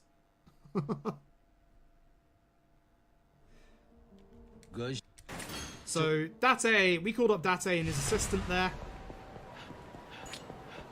And now we are off back to Serena to go and see Nagamo and Yuta. Tatsukawa's death has hit Nagamo and Yuta pretty hard, actually, unfortunately. Tenkaichi Street, that's the closest point, thankfully. Unfortunately, before we do that, we're going to get right outside of New Serena. And we're going to meet an old friend again. So this is where the objective is, and we're going to get interrupted because, oh hey, Joe's back. What a coincidence. Joe is going to say that you can do the clan creator over in Kamurocho. Fortunately, it doesn't force you into actually doing it, but it does drag us to the middle of the actual map. And nope, we're out. Nope, not doing any more of that clan creator stuff, so let's head out. Do I want a CC lemon here? Might be wise, yes, because I won't have another opportunity for a while. And there's two fights that I need to do with it. So let's grab a CC lemon while I'm here.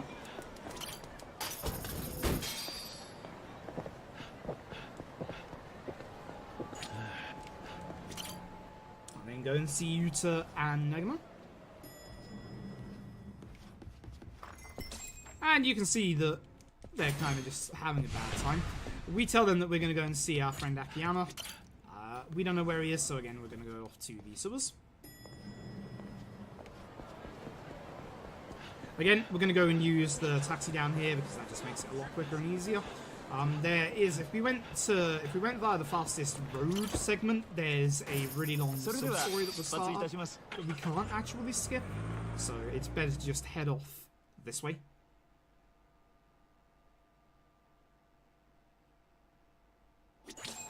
As long as you're holding X before the screen comes back, you won't accidentally get back in the taxis. Which comes into play a few times. If you wait to hold X until you can see the screen, then Kiryu automatically talks to the taxi to fast travel again, so it's a bit of a time loss. So we come back into the sewer, and oh hey, guess what? The Triad are actually here because we did kind of leave them here early. It's just a bunch of regular triads, so we're going to go to the right again, grab a barrel, and have a good old time with these guys.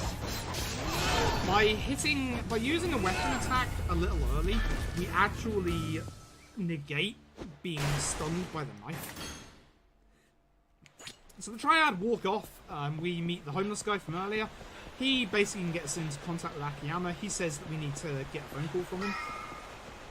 The quicker route would be to go back the way we came. However, for some reason, the triad blocks it off the barrels, and we can't get past them. So we're off this way instead. I think that's because the trigger for the call from Akiyama here is actually here. This scene isn't skippable, unfortunately. Akiyama's still on the move around Kamurocho, so the triad can't get to him. We tell him that we want to get in contact with Ed. He warns us, you know, Ed's probably not going to want to listen to us. But hey-ho, that's it for you. So he wants to meet us in the Alpha Hotel, which is fortunately this big building right here. We can't cut through the middle of it, unfortunately. There's a big old cleaning sign next to the door. Obviously, the game is leading us. I actually went close to the wall there because I got alerted by those enemies. So Kiryu basically notices that he's getting spied on by some people. Unfortunately, this is a walking section. We can't go any faster.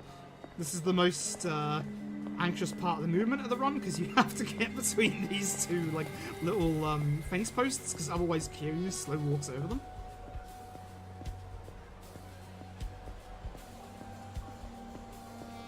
And we're going to go down this quiet alleyway. Unfortunately, you have to go down here, and it's going to trigger a sub-story after this bit. But we're going to find that, yep, there's some people coming after us after all. And they don't want to talk to us, so we're going to do the usual. We're going to grab this bike, and we're going to get these three first, and hopefully... This guy, unfortunately, came to us a bit fast. Usually, those two will also like come at the same speed, but they didn't this time. And we find out they're actually Tojo clan members. So why are the Tojo after us? But unfortunately, the sub-story here is absolutely massive. And Rizap, that's actually a famous brand of gym. Basically, this is a whole new thing for Yakuza 6, where you can go and do certain stuff to upgrade like your different stats and like your experience and stuff. Again, bit slow during the run, so we won't be doing that. I'm going to make sure I don't accidentally hit the actual confirmation stuff.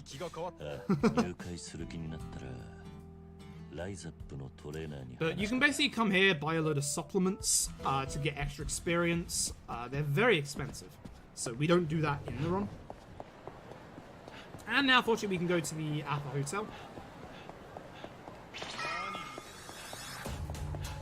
We don't want to get into a fight with anybody because we need to hit this lift. And we're going to meet Akiyama. He is conveniently hidden himself by being a window cleaner. And he is currently cleaning the windows of this place. He has somebody else with him, which is actually the dude we saved way earlier, back in Chapter 1 from the Triad. He tells us that there's a rumor going around about the Tojo clan.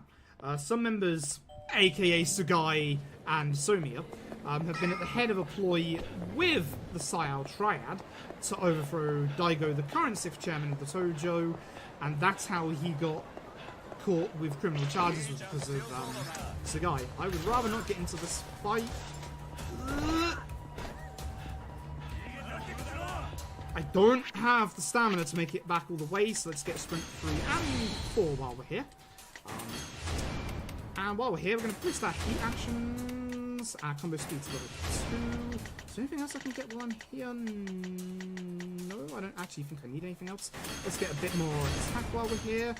Boost the heat gauge as much as we can. We actually need to get that to about 150, which is a bit of a worry.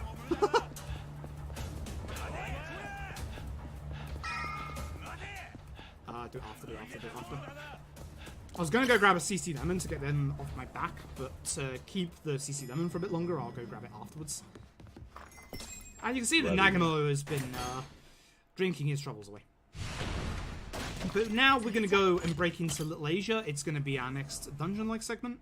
I probably should have got the CC Lemon on the way here, but it's fine. I can't remember where there's one on the way, so I'm going to grab one here, and again, you can run with the drink for a while, so we're going to run down here with it, so that we don't start drinking it too early. This will basically extend it for a little bit for, hopefully, one of the tricky fights in there, and we don't want to get too close to the taxi, because if you get too close to, like, a confirmation box, then you can't finish off any drinks or anything like that. But we're basically going to run up to Little Asia here and meet Akiyama. You don't want to grab one of the drinks here, because we want to go as fast as possible in this walking segment, because Akiyama is the actual trigger, and if you run in front of Akiyama in this next segment, he actually goes faster.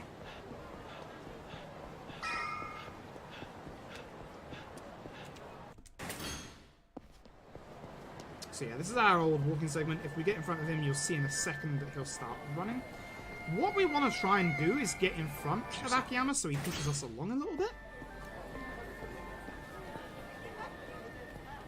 Unfortunately, he runs past us here, so it's a little bit of a problem, but he's now walked to the end point, which makes this go a little bit faster.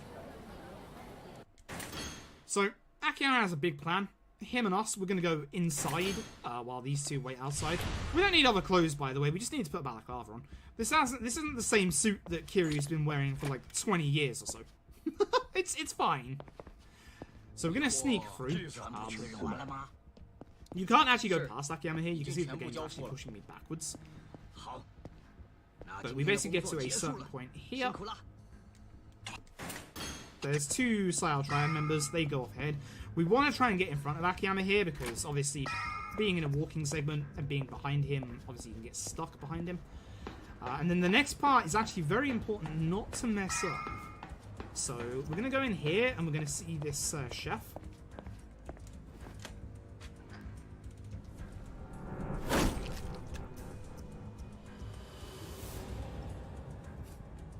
Very menacing. There is an extra fight with him that obviously we don't want to take. So Akiyama's going to go ahead whilst we wait, and then he's going to dab for some reason.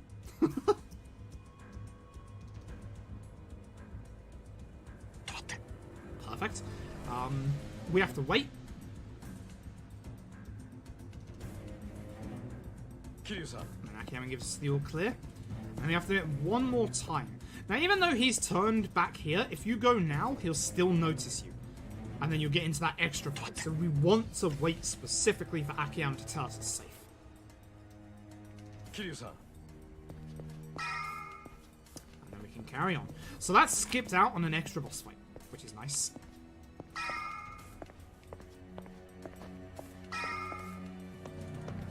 So Akiyama's going to give us a talk about not getting seen by any enemies. And ironically enough, he gets seen immediately. These guys have some Chinese broadsword. If we just take one guy down, it spawns in the chef. We're going to grab the broadsword after giving him a bit of a kick. And we're going to use heat move. Ow. Again, the power of CC Lemon. We want to finish this fight as quick as possible. Ideally, we'd have been on the other side of the room, but it's fine being here because we're not stuck on the shelves. Because again, we get stuck back into walking segment, and this is the door we have to go through. Unfortunately, you can't skip this cutscene, and as you can see, it's going to start eating up some of our CC Lemon time that's left. So we're going to go out the window while Akiyama deals with that guy, and now we're on our own.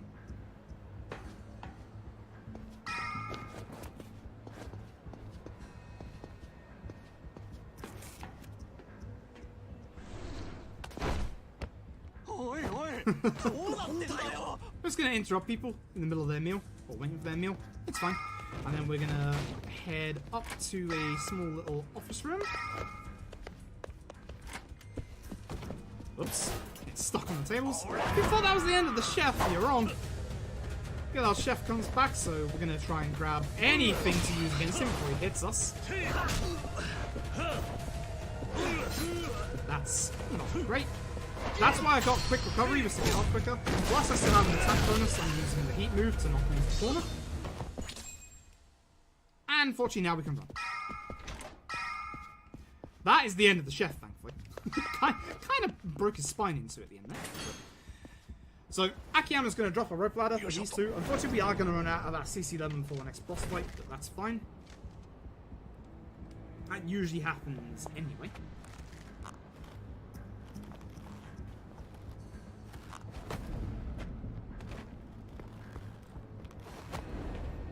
So we're gonna jump over to the roof of where Ed's building is. It's the big Sayal Triad kind of war room, etc. We're gonna grab this for safety for later in the run, just in case. And here's a bunch of people. Literally, a bunch of people. We're gonna drop kick them. There is a boss in here. We're going to go and drop kick him first of all. Or if not, that's fine. That happens sometimes. And then we're going to hit people with chairs.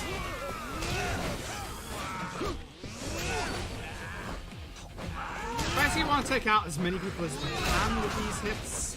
Especially the bigger lads, like this guy and the boss. Hello. Just casually get ragdolled over there. It's fine.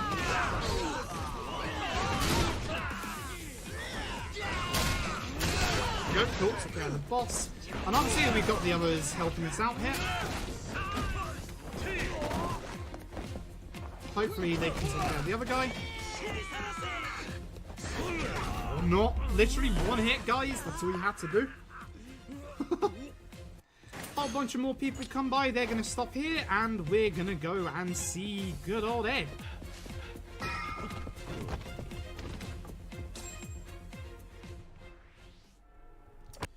So we have a nice little conversation with Ed. He knows it's us, 'cause, you know, he's smart.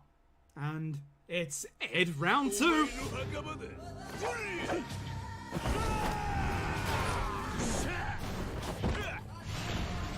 Moves quite well for a big unit.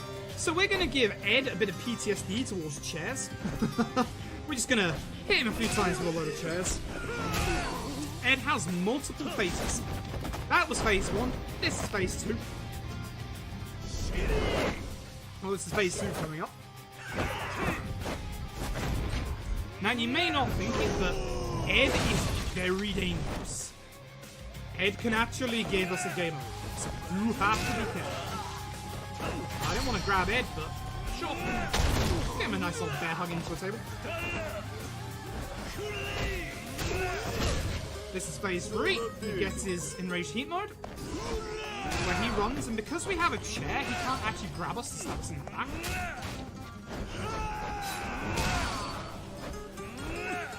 You get him down to literally a pixel of health. He's not done just yet. Here's the final form where he brings in a bunch of friends.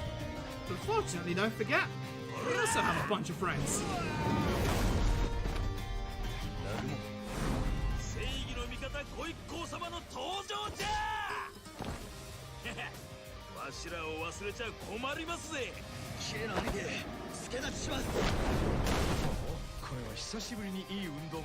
Ed's going to charge us one last time, but nope. Oh no, he's invulnerable, I forgot. For a few seconds, Ed, for some reason, is invulnerable. It's a little weird, I forgot to delay my exit, but it's still alright. I'll take care of everybody else anyway. I'd like to stop hitting Akiyama and getting rid of this chair.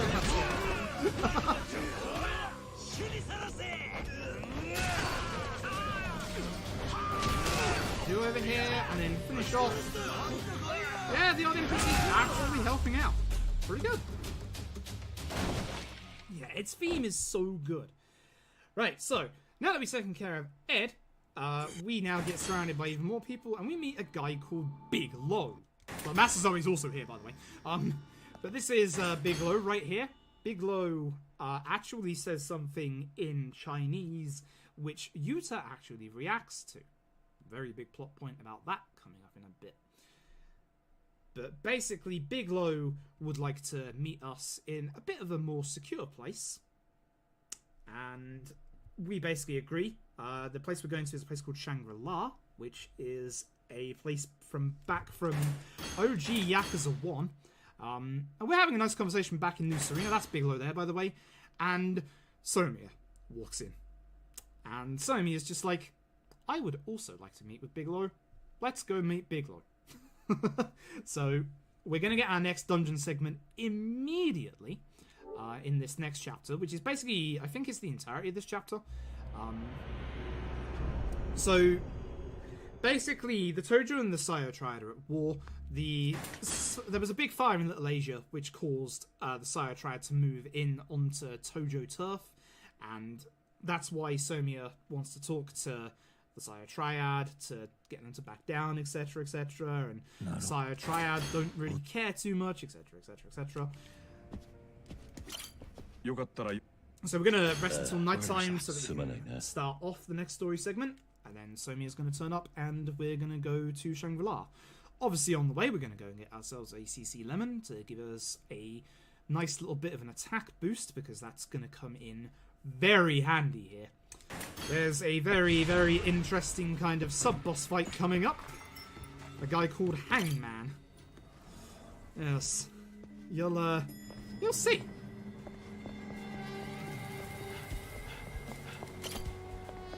Oh, I had the confirmation there, but because I ran into the vending machine, it didn't actually start up the process of getting the CC Lemon.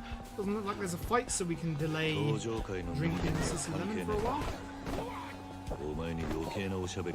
Because we really want to delay this CC Lemon for as long as possible. We're going to go over to... Oh no, wait, East Tai Boulevard, sorry. East Tai Boulevard. This is pretty much the only one outside of Pink Street and Tenkaichi Street that you don't go to. The East Taihai Boulevard literally goes right outside of Shangri-La. Shangri-La was basically... Stop. Shangri-La was basically messed up in the events of Yakuza 1, thanks to a certain Majima Goro having a nice little fight with Kazuma Kiryu. So we're going to go inside, and the place was supposed to be renovated, but there's a whole bunch of homeless / Yakuza dudes inside, and we get to fight them. So for this entire segment, Somi is going to be our NPC partner. Again, he's pretty good NPC partner, which is nice. We're going to start out by taking care of these guys. A nice old dropkick there, taking out most of them. And then there's going to be these segments that have a bunch of furniture next to them. In previous iterations of the game, you could, like, break, like, certain bits with, like, your fists. But here, you need sledgehammers. So that was an interesting sound, I'm sure you'll all agree. That was our friend Hangman. If you're wondering who Hangman is, here he is.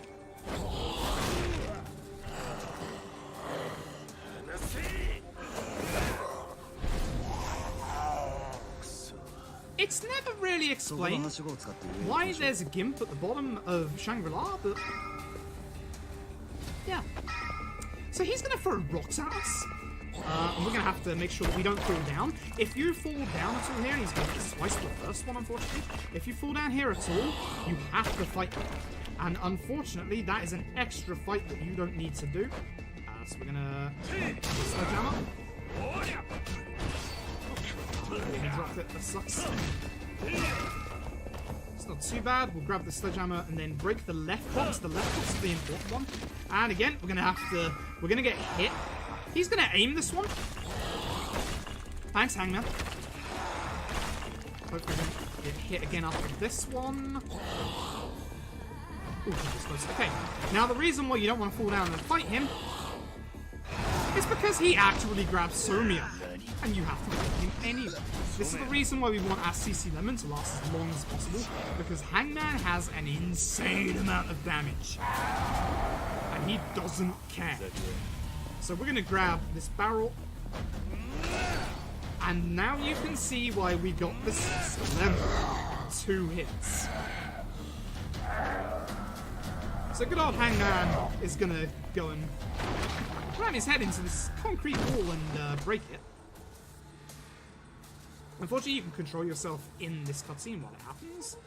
So we're going to start heading over there. Throw the drum, Kiryu, it's slowing you down. We're going to go up to the next bit. But yeah, this place was, again, from Yakuza 1. I'm going to hit once, throw, and then kill the last guy. That way, the sledgehammer stays with its last hit, so I can get past and breathe again.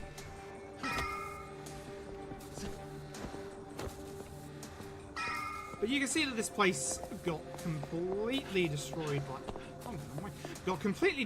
by... us and Majima back in Yakuza 1.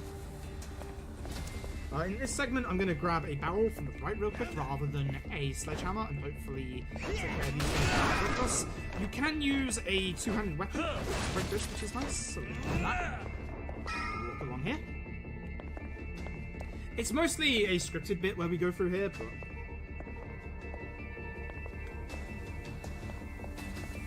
for the most part, it's not too bad.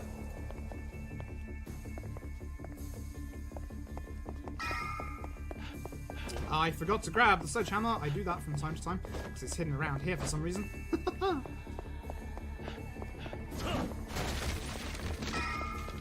Aim for the guy on the right. You can see how much health he's got. You want him gone first. Just take care of the rest of them with dropkicks. Again, box on the left you want to hit because that's the one that is covering the girder. See, good old Hangman down there. We did that. Unfortunately, our CC Lemon just ran out, which is a pain in the backside, but... Right, this room. The sub-boss guy, you want to take care of him first. Not for any particular reason, other than he's really annoying and can interrupt you out of every single one of your attacks.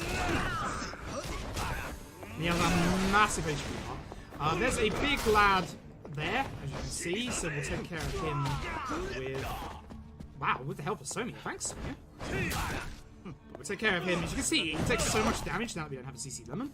And then we can take care of this debris and move on. You can't actually attack the debris until you've dealt with the enemies in that section. That's why we're dealing with the enemies as quickly as possible. And we are off.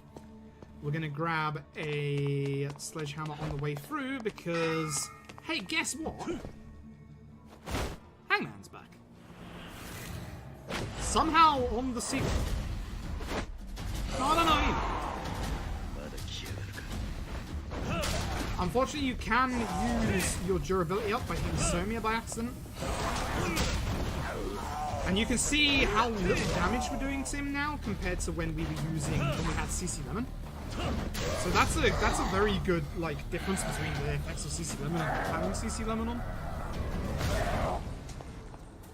But our Hangman is now finally done.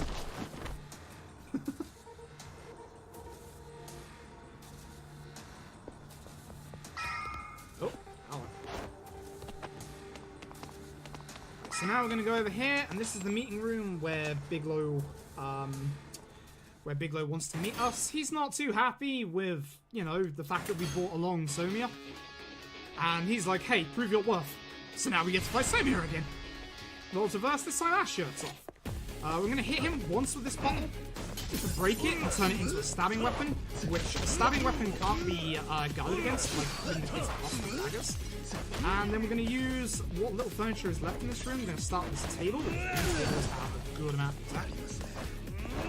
And we're going to obviously get his extended heat mode out. So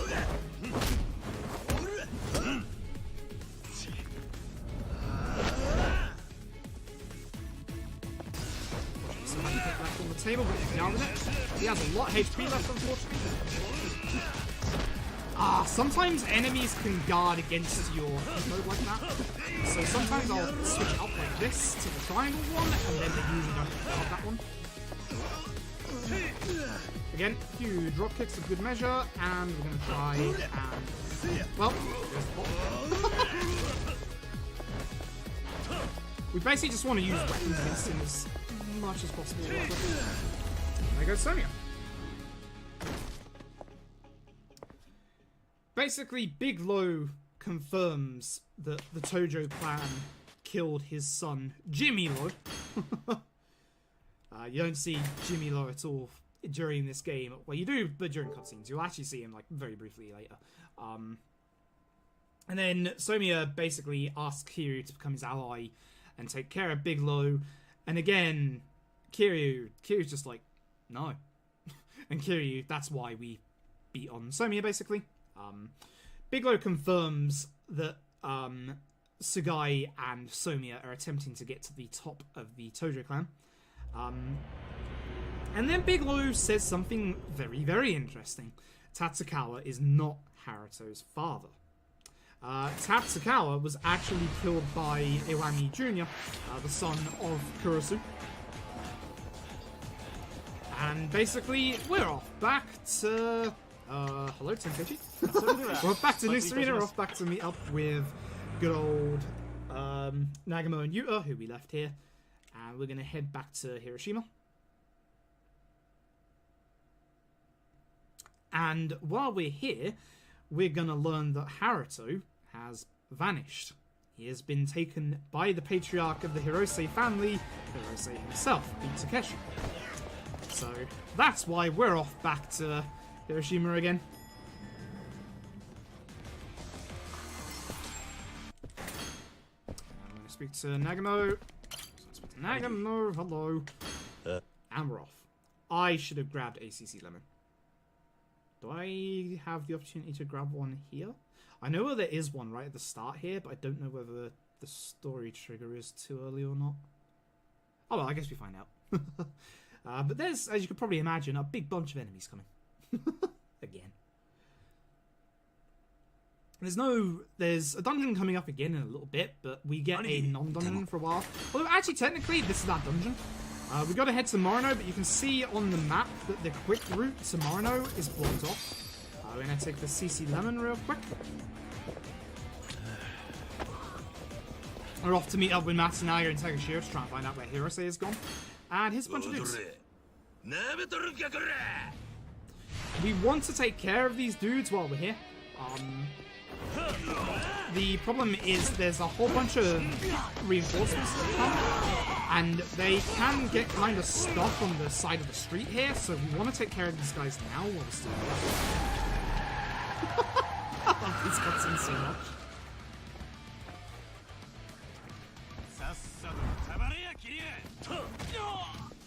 Take care of these guys. Fortunately, these two stick together and we drop them.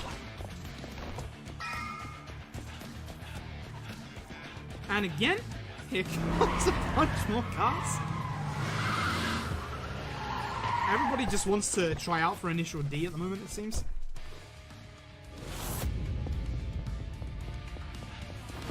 So again, good old drop kicks. We'll do a little bit of a charge super punch to try and take care of them. Wow, you took care of the other guy. Nice. So this last one is a pain in the backside. There's a bunch of boss, like kind of sub-bosses, like big HP guys that are going to spawn. But, oh yeah, by the way, they're trying to run over Kiri. But Kiri's just like, yeah, I'll stand up this guy. But basically, there's a few enemies here that can get stuck on the sides of the road that we're going to have to deal with. And we want to end the fight towards that end where we're walking. But unfortunately, the guys that get stuck actually get stuck at the other end. It's bad. So I'm going to go over here and grab one of these benches. You can see on the mini-map, there is actually a guy who's gotten stuck. Now, benches are a little bit... Okay, Ragdoll. So, fortunately, Yu's going to deal with him. Benches, as you saw there, actually break. So their initial free durability becomes an extra free durability. So we're going to get to Morino. Unfortunately, it's been blocked off here as well for some reason. And we're going to head this way.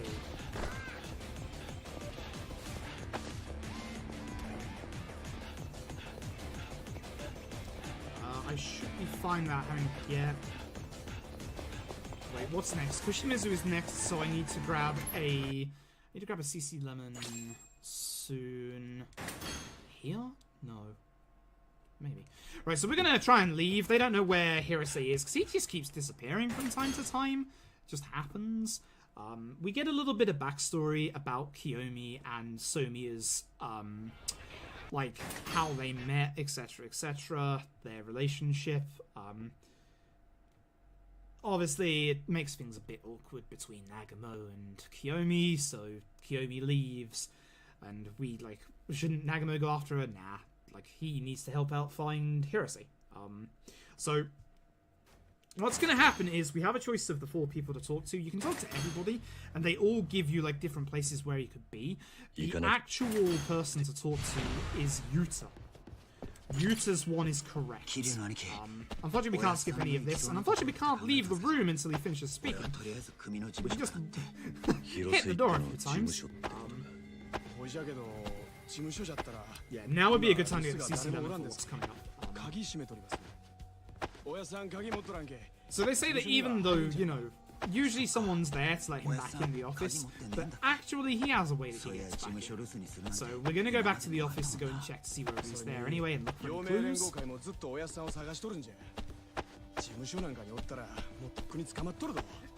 If we could leave, that would be wonderful, thank you very much. Excellent, thank you. So they say that the main Yomi family members are all out there, like they're looking, searching for us, but we don't care. we really don't care at this stage. So we're going to go grab a CC Lemon real quick, because as is about to run out, and we want this one to last for as long as possible. And this one should last long enough, hopefully. Just slow down a bit, because there is a trigger coming up. I don't want to lose it. So we get here, and indeed the door is locked, but we're going to go around the back, and we're going to see that there is a ladder and a conveniently open window into Hirose's room. I'm going to quickly use first person to get around all of this furniture real quick, because it is kind of a pain in the backside. He has a matchbox from Snack Hourglass, which is a bar. We're going to head over there now. I'll lock the door as we go out. And as we leave, here are indeed some members of the Alliance. He looks a lot like the guy we just beat on, but it's not the same guy. So we're going to head over here. I'm going to grab the trash can first. Want to be careful because they can hit that big giant motorcycle into us. Throw the last one because we're not hitting too many people. These gas canisters are the best for this part because they have such a massive wide arc to their swings. I'd rather hit the guys that have more HP. Nuts! Stop that, dude. Hey. There we go. Cool. So now that they're dealt with, we're going to go over to Snack Hourglass and see if he's been over there.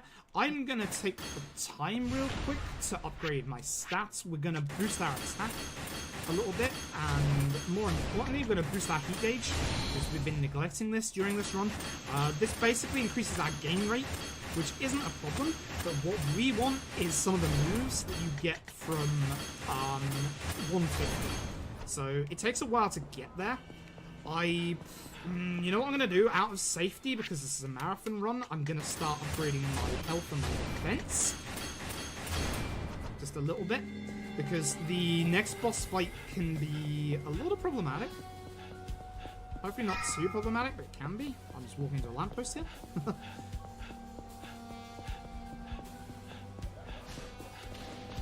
And we're going to indeed find out that Hirose does spend his time here. And the proprietress said that he actually headed over to the shrine.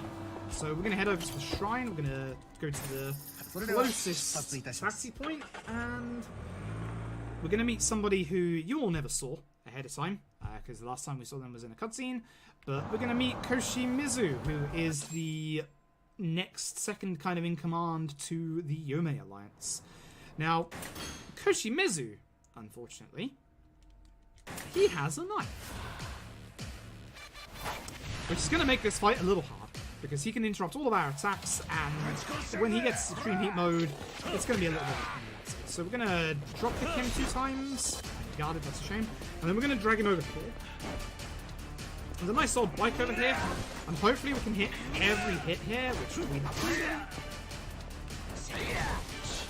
He broke his fire pulse, that's not good. I need some kind of weapon. These bikes will do it.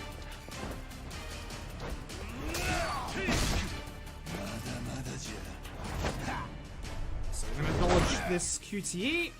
Trying to stab us. And we're going to hit him. Hopefully this will take care of him. Right. So.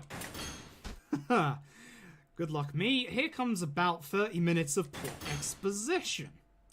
We meet up with Hirose in the shrine. He has Haruto, and he drops some bombs. I'm just going to have to mute my microphone in a second real quick. So that had to cough real quick. Basically, some of the stuff that he says, Masazoe is joined as well. Masazoe is a Heihaise. If you remember, the Chapter 7 title was Heihaise.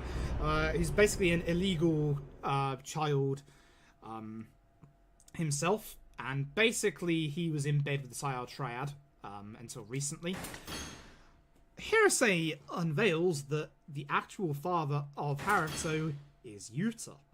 He also says that Yuta is the second biological son of Bigelow, a Heihaise himself. He was deported to Japan for his own protection. But he is the blood heir to the Sayao Triad. Tatsuka and Masazoe were both in charge of looking after Yuta from the shadows. And by messing up and having a kid with Haruka, they tried to fix the situation by killing the kid. And basically, then there was a new plan, which wasn't known to Masazoe. Tatsukawa attempts to sell the baby to the son of the Wang. And basically stuff happens, And Tatsukawa is the one who did the hit and run on Harry. Also, we just skipped the best cutscene in the game, unfortunately. Look, it's back. Now, the rightful leader of the Jingwon Mafia, Jungi Han. So again, these benches are amazing because of their 6 hitbox, 6 hits. And unfortunately, obviously, you can't get a CC Lemon before this all starts. He's going to go into his extreme heat mode, but we don't care because we still have a bench.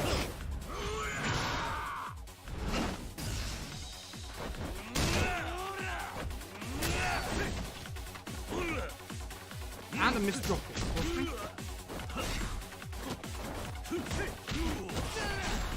You know, sometimes it's hard on the backside, aren't you? One of the best bloody battle themes in this game. But unfortunately, we have to skip the football baby cutscene, which is actually called Upsy Daisy, amazingly. Haruto basically gets tossed around like an American football. It's an amazing cutscene. And basically, the Jingwon Mafia want Haruto, and unfortunately they get their hands on Haruto. We're going to head over to the Hirose family office.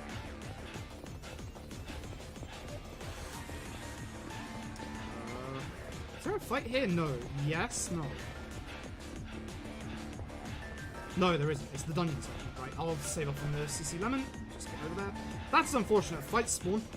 This might mess up the story trigger. Hopefully not. Hopefully not. Has done. Okay. Has to take them out. So this is a little unfortunate. We're gonna have to go after the guy at the end because he has the most HP. Grab this flower pot. That'd be great.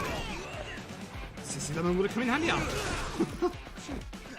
That was money that he dropped, but we don't need money. I just can't hit anyone with this power.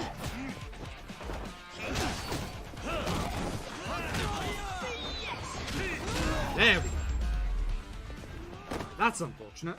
We should hopefully make the time up again in a bit. I'll take that out of safety in case I want to buy more healing items later. But again, we don't really need money in this run. So, we basically have a big old cutscene with Yuta where Yuta doesn't want to play Daddy, and we basically punch Yuta through a door, and the rest of us are going to go and get Haruto back. They're hiding out basically in a shipyard, and we're going to run over there. There was no fight spawn here, which is pretty good. Before we go over there, we're going to grab our CC Lemons, get our attack through stuff again. Again, there's a trigger, so I'm not walking forward too fast.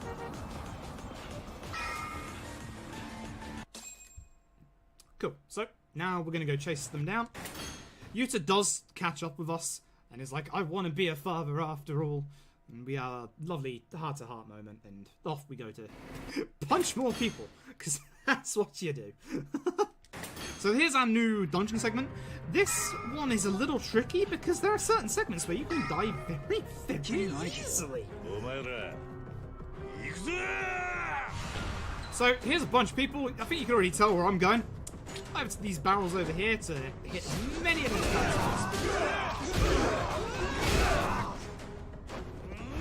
Again, you want to try and hit the guys with the bigger HPs, so the bigger guys like Lee here, and him, and you.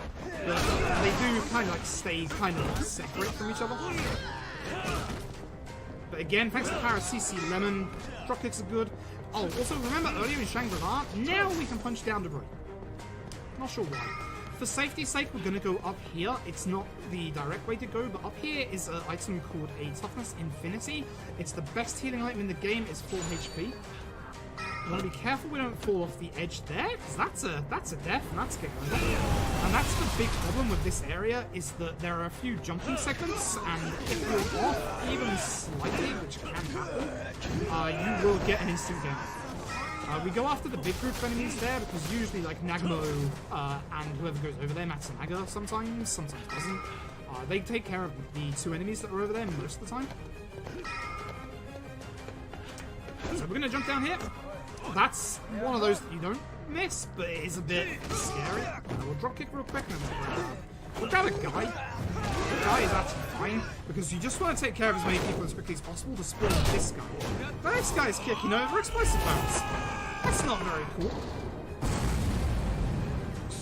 So we're going to grab someone to take care of these people again and hopefully get him to jump down a bit quicker, because he's the last enemy that usually like jumps down. And we want him because we have to kill every single enemy, so we're going to grab... Keep getting all that from cutscenes and have like this little period where you can't do anything. But when you don't take care of enough people, he'll stay up there and close those barrels.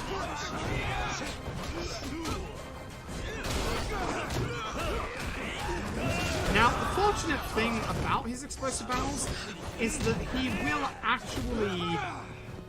those explosive barrels will hit everyone, even his allies. So I'm just going to stand back. I don't want to get hit by that. So my drop kick missed, but that's fine, because I wanted to be in this corner to grab these anyway, because again, you're going to see the damage that it does. Like, weapons and CC Lemon is a ridiculous combination. Oh. So we're going to get a phone call from Junki Han. So, Jungi Han has something that he wants us to do, and he'll hand over Haruka. He wants Yuta to go and kill Big Lol.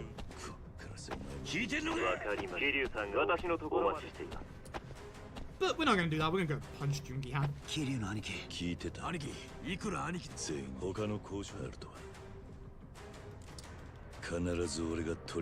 So these guys are all, we're going to go alone. These guys are all going to sit back. We're coming up to the bit where we have to be a little careful with how we jump the gap, because the gap is very surprisingly easy to miss. Now, as an aside, Kiryu doesn't kill people, by the way, but here's a bunch of people standing next to an explosive canister, and well, Kiryu doesn't kill people, by the way, just a roll of fun. So we're going to head up here now, and I believe this is the jump coming up a bit. Yeah, this is the jump right here. This doesn't look hard to do. If you're not almost perfectly straight, you will fall in the water because he won't do the jumping animation. Here we're actually going to go after these guys, because this man, not that man, this man, you can see, has a gun. And I would rather not get hit by the gun. There are 3 of them, and then throw the gun, and that's enough, because we still have access to the number. And again, remember that whole Kiryu doesn't kill people kind of thing? Here's a big explosive canister on a bunch of people. It's gonna but you can't tell what's gonna happen next. Very nice way to clear most of the people. A whole bunch spawn afterwards. Oh, it sounded like there was a secondary explosion there. That's useful. Oh, nice. It took care of the guy with the gun. So, there was a secondary explosion that actually... Okay, I was about to get hit by that man, which is why I did the heat move. Kind of stopped him from drop kicking me. Once everybody is dead, we can go over here and break this down. If you're lucky, the guy up there throwing the barrels can actually throw a barrel and it land directly there and blow that up instantly, but it's very rare that happens. Now notice, we've hardly taken any hits and our health is already almost down to a half. So we have to be very, very careful. So we're going to grab these. Oh, you're kidding me. Oh, you're kidding me. That's why I dislike these explosions. We're going to take one of our health things for safety. Oh, that broke the other... That's a shame. They broke the other pallet that was on the floor because it was too much explosion. So I'm going to grab this guy and just hit him into this wall. Heat moves and weapons are strong. Unfortunately, our CC Lemon just ran out.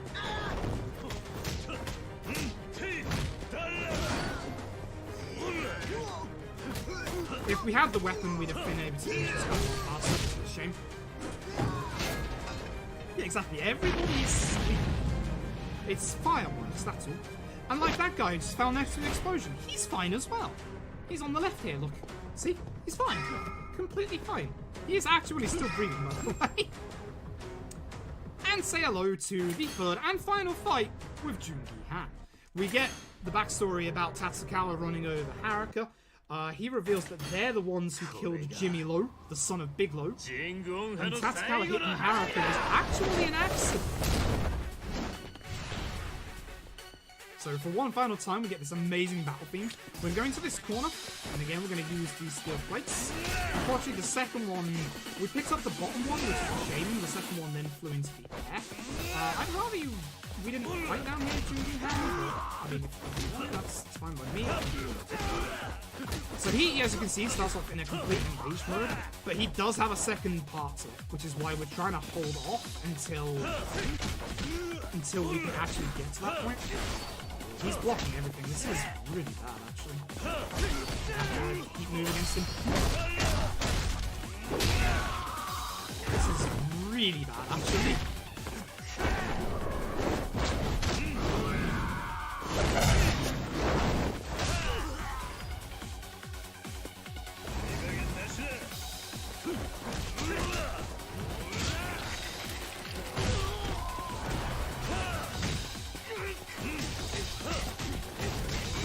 Takes him out.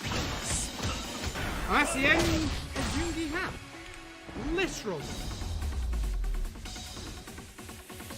Literally. So, basically, Jungi Han is about to talk about the secret of Onomichi. There's a big secret that the town has. It's basically something very important that we'll have to describe a bit later. However, somebody shoots Jungi right in the face. Oh dear. But we get Haruto back. And basically somebody also shoots Master Zoe, unfortunately. This is where the game starts to hint that Kurisu's son, Iwami, Tsuneo Iwami, is not up to any good. Would you believe it? So, basically, despite the fact that his father chose Koshimizu's successor, Iwami Jr. wants to have control over the Yomei alliance so that he has Koshimizu in his pocket. But we're going to head home, and I believe we're heading back to Kamurocho. We have the bright idea that at this point, Haruto's not exactly safe from anybody, so we're just going to go and take Haruto ourselves, because we're pretty much the best defense for Haruto is if anybody comes along, we can just punch him, which, you know, that's fair enough. That's wrong. I'm gonna do some stat upgrades. I really wanted the heat upgrades. Wait, that's less. I really wanted the heat upgrades before the fight that we just had, but unfortunately that didn't happen. What I just basically did was I've upgraded my basic attack in extreme heat mode, so it lasts a bit longer. And now I'm going to get a whole bunch of defense, because everybody's now starting to get very strong, and we need to be very, very careful. So we're going to head back to Kamurocho with Yuta to say, oh, hey, Dad, could you stop trying to kill Haruto? Thanks. Appreciate it. We're going to go back and tell them the plan first. Go stick to this side of the street so that we don't accidentally trigger a baseball cutscene. For as good as baseball is, we don't want to play baseball right now. That'd take way too long. Now, because we're not holding Haruto, I'm just going to run, because by the time you menu up there and the loading screen happens to taxi to here, well, you might as well just run. If you have Haruto in your hands, it's worthwhile, because obviously you run slow with Haruto. So we tell the guys the plan, and it's going to be us and Yuta going to Kamurocho alone. And we are going to go over to New Serena. We're going to meet up with Date.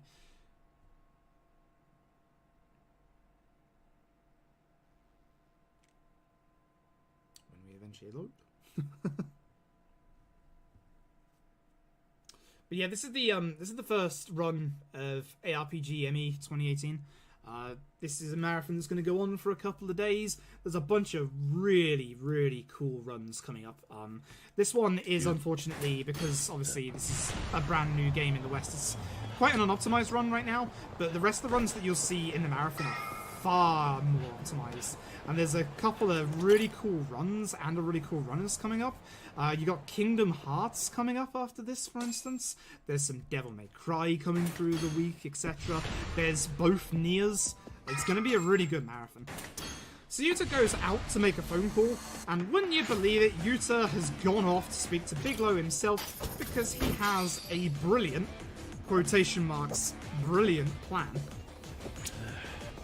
There's a trigger here, which is why I drank the CC lemon right there. He has a brilliant plan where he's going to go and get drunk, and then he's going to go and speak to Bigelow, and then for the second time in this game, he's going to set Little Asia on fire. Because the second bottle that he had with him didn't actually have alcohol in it, it had gasoline. So, Yuta's great plan is to just set everything and everyone on fire. Well done, Yuta. Smart plan you got there, buddy. So we're gonna go over to Pink Street, which again is the closest taxi point.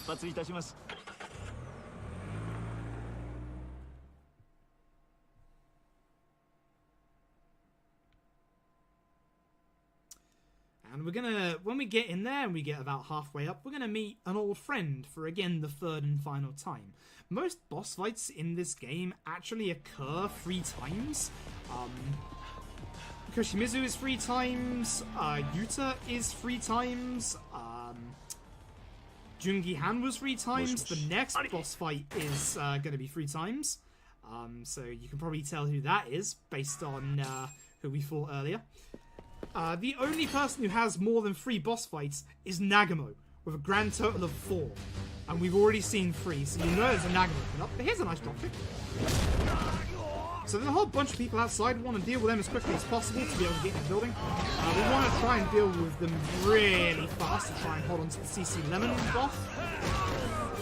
So we're gonna... Whoa! Somebody kicked us. So we're going to use people. There are a few weapons around, but they're not great.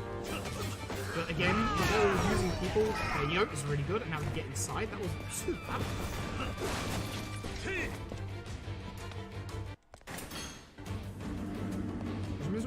Koshimizu might be 2, actually.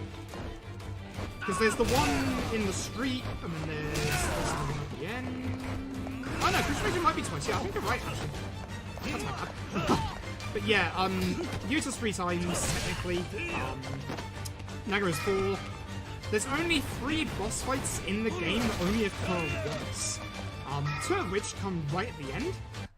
One the chapter before the finale, one in the finale, and of course Akiyama, who we fought earlier. Again, get the guy with a machine gun first. You want to go around this way, because if you go around the other way, the other guy that's there actually hits like some furniture into you, and you want to be careful not to use too much of the furniture here, because it doesn't refresh for the next fight, and we're going to need it, because if you haven't already guessed, it's your old pal, it's Ed!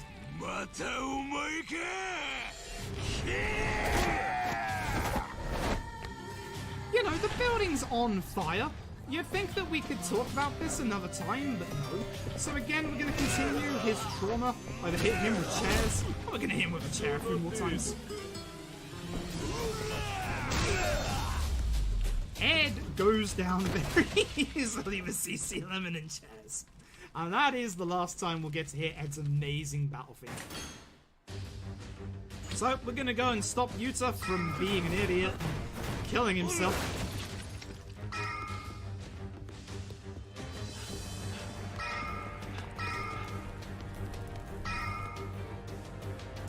And we find him up here. Room's on fire, because this is where he set the room on fire, of course.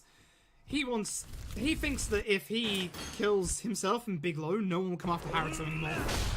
So we knock some sense into him, literally.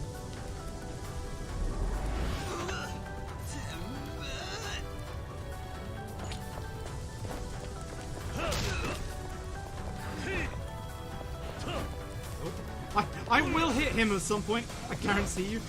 Come here, you. I didn't know I was trying to hit you this time. The vases in the back of the room here are super strong, so you really want to hit him with them. He guarded that, but it was enough to get him into his next PTE. He's going to go into his heat mode. Hopefully we can both hits of the vase and it should be enough.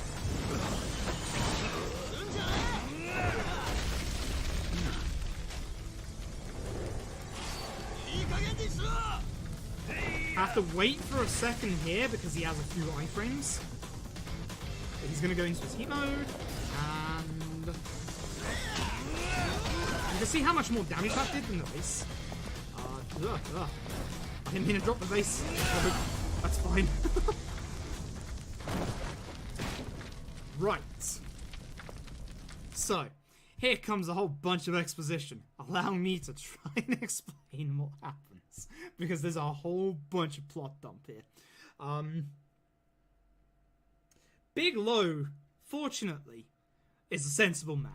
He realizes how dumb this whole blood thing is and called off the hunt for the baby quite a while ago.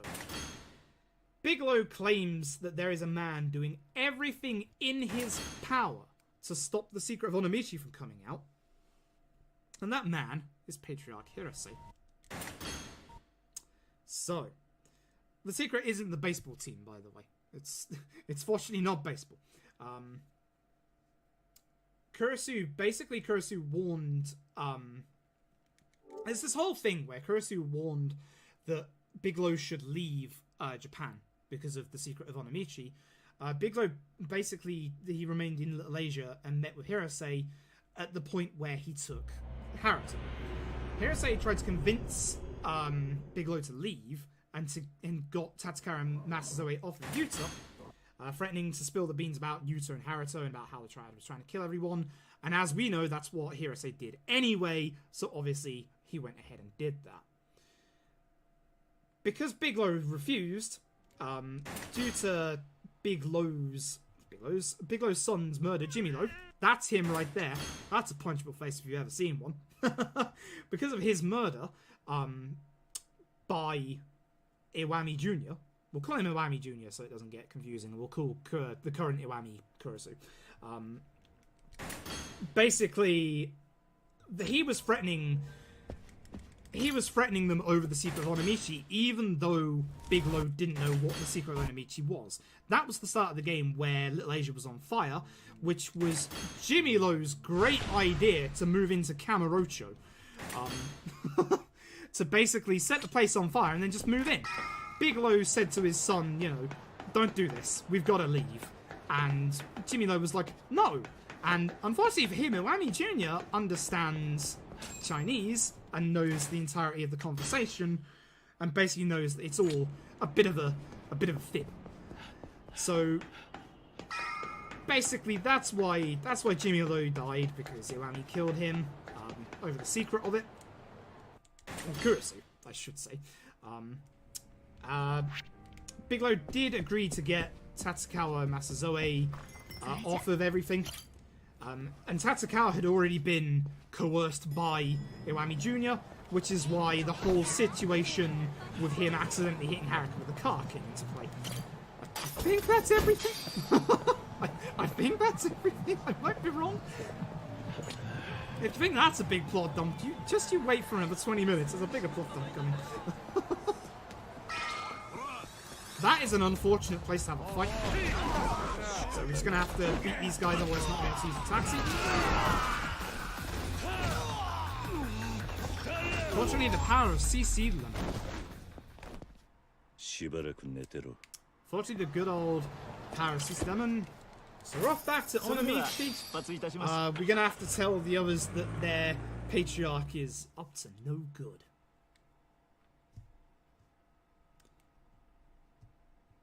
But Hirose set up to manipulate Yuta into going after Bigelow, as we saw. Which, obviously, as you can probably figure out at this stage, Hirose was also the one who shot Masazoe and also the one who shot Junki Han. Now I think we're finally up to date. Oh, can't skip this one. So, as you can probably see, we have a welcome party. Bunch of dudes.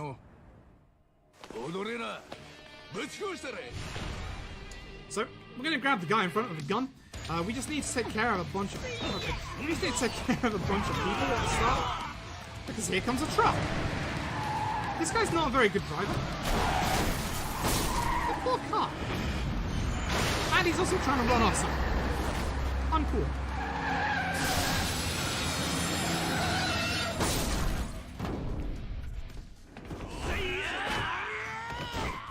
So. Gonna take care of these guys. The new kind of boss guys appeared. I'm gonna run down here and deal with this guy who has the gun.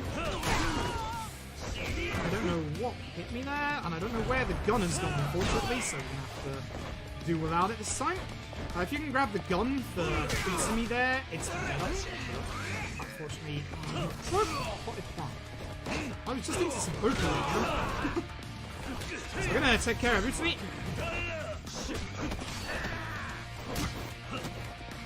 You know, I'm beginning to think there's an upgrade I should got, and I think I know which one it is. We're still cornered off. We have to go this specific route. You know, I'm gonna have to check.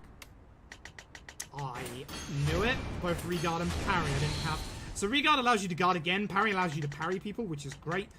Stun resistance I'll get, because that's gonna come in useful. Stats. Let's get some, do I have... Yeah, no, not you.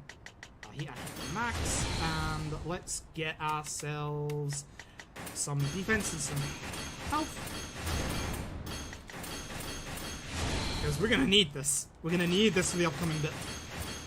I usually just get more attack here, but because we're in a marathon, I'm just gonna do it more safely. We got a fair amount of attack anyways, it shouldn't matter. Not the strats that I use anyway. We're gonna go grab ourselves a CC Lemon before we head over there.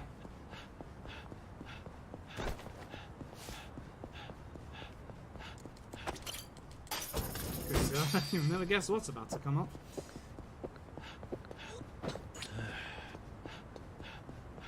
So, basically, we speak to the guys and say, you know, your patriarch is up to no good. And of course, they don't believe that. And of course, Nagamo, you know he's a bit hot-headed. Nagamo round 4. So we're going to grab this sign real quick. Ow. We're going to use this to try and take most of his HP away. And now we're going to use our extreme heal. Whoops, that's not the key to it. Just take a bit of extra damage. It's fine. I'm going to use them. And there goes Nagamo for the last time. Thankfully. I think we're about 5 bosses from the end? 3, 4? No, 5. So, here's a bunch of Yome dudes. Now that we're all on the same page, we're going to go after the secret of Onomichi together. And the Yome are just roaming about, wanting to take us out. Please excuse me, Nagamo.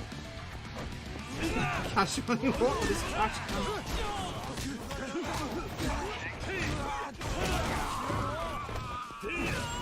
Cool. So, before we left Kamurocho, Bigelow gave us an SD card. On that SD card contained this code right here. This code apparently contains the secret of Onomichi that everyone's been going on about for hours. So there are 9 poem stones littered about town. They're always in the same place. We have to go and read them. So we're going to go and read them. This is a sub-story of an older character from the Yakuza games, from Yakuza 4 and 5. We can't skip these dialogues, unfortunately, but as you can see, these are parts of the code, so we're going to have to go around and get all of them. The unfortunate part is that because this is at night, we can't use the ropeway to go to the top because there's 2 stones at the very top. So unfortunately, this is a bit of downtime.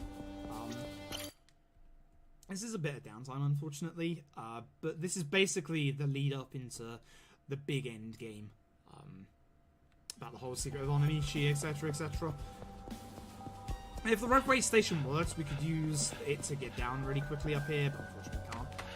This NPC standing next to this poem stone is the one that's supposed to tell you about these poem stones, but you can basically figure it out yourself, which is nice. And unfortunately, once you've finished all the poem stones, it doesn't teleport you to where you need to go. So unfortunately, the route that I take, I think there might be a slightly faster route, but I haven't fully explored it just yet. There's kind of one poem stone, apart from these ones at the top, there's one poem stone that's kind of out of the way. And it's the last one that we end up getting. And I've had some thoughts about starting with that one and then taxiing, but we kind of taxi anyway after the final one, so I just need to do a bit more routing with this part to see if there is a better way to go about doing this bit.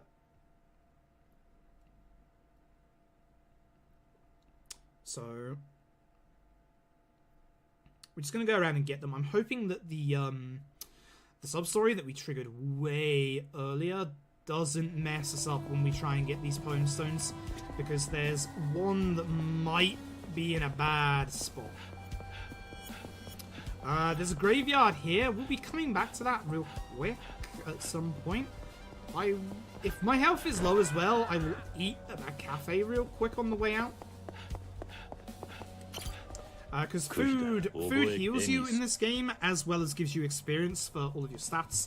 But you have like a stomach meter for like how much you can like stomach your digestion. You can get skills to like improve that a little bit, but for the most part, we don't use that in the run. We get pretty much everything. We get pretty much everything that we need anyway. So that was number 6. This one should be number 7.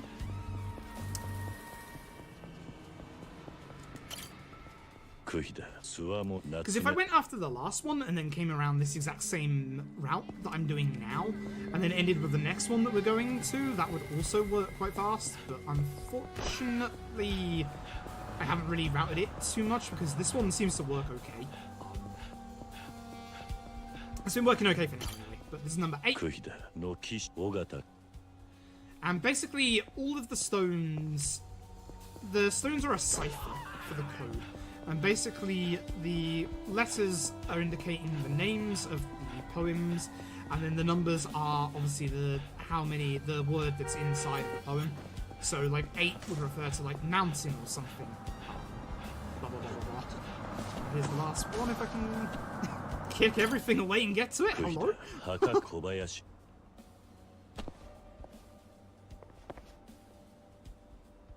And now we need to go back to the office and we'll be able to work out the code.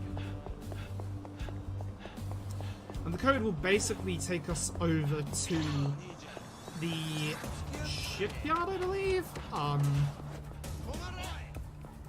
Which is going to be another big old dungeony bit. Not our last one. There's one more coming up in the finale. But it's a reasonable bit. Also, we've got to go to the spot marked by the code. It's going to take us to the graveyard, actually. My apologies. I've accidentally said things a little too much ahead of time. I'm going to go a new route here so that I don't get stuck by that fight that always spawns there. Unfortunately, the sub-story is right in front of me. I'm really hoping it's not here.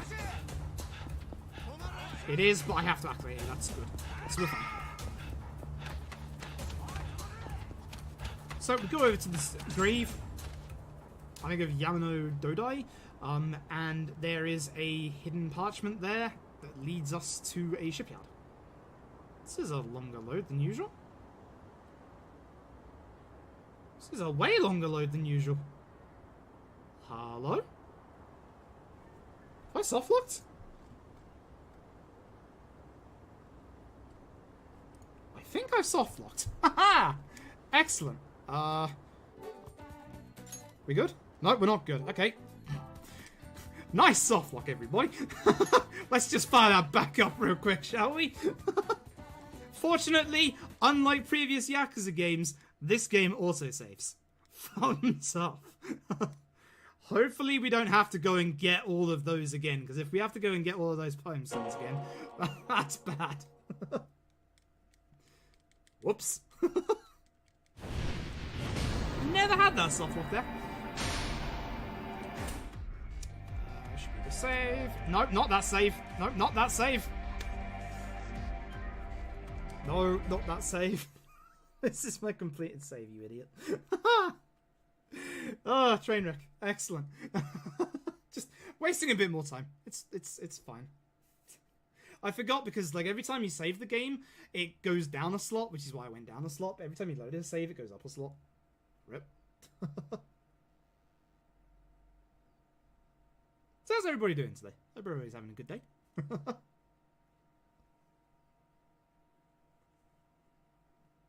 That's a really interesting softlock place, actually. It's not what I expected. Right, excuse me while I get back to the main menu. Thank you. Load the actual save. It's fine. Even with this, we should still be underestimate unless something horrific goes wrong. Which I'm aware of. There you are. Excellent. Right. Let's see where we are. Because I think it's saving just as we got the last poem stone, so I hope that we've got all the poem stones.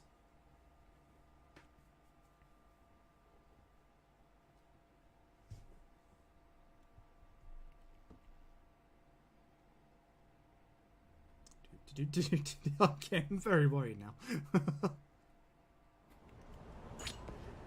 No, we're going to the cemetery.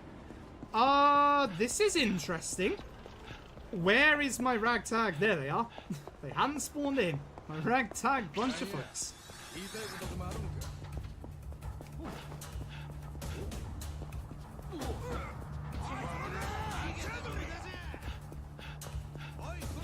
Right, could we not softlock this time? I would appreciate that. Thank you very much.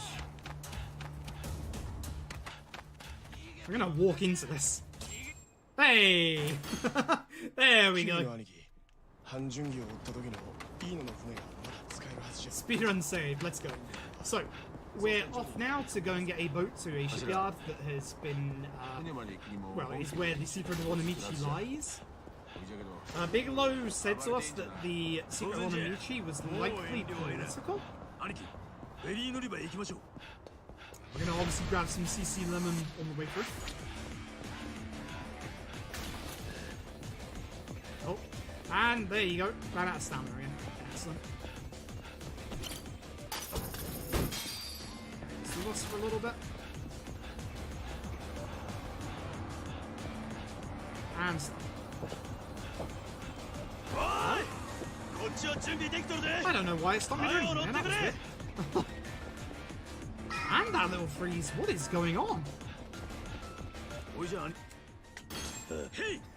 Game is rebelling right now. Jeez.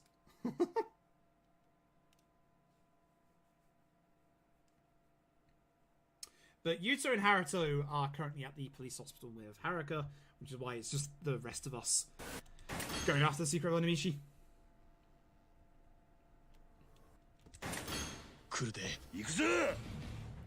So here comes our big penultimate bonus segment.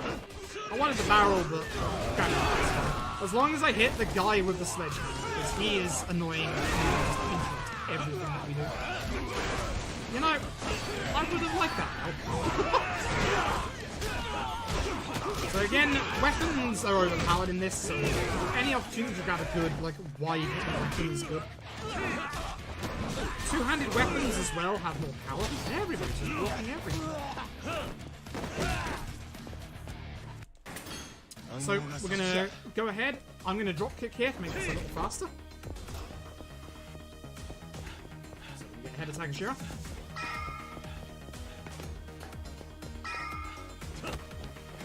Even my allies are not safe from being rockets.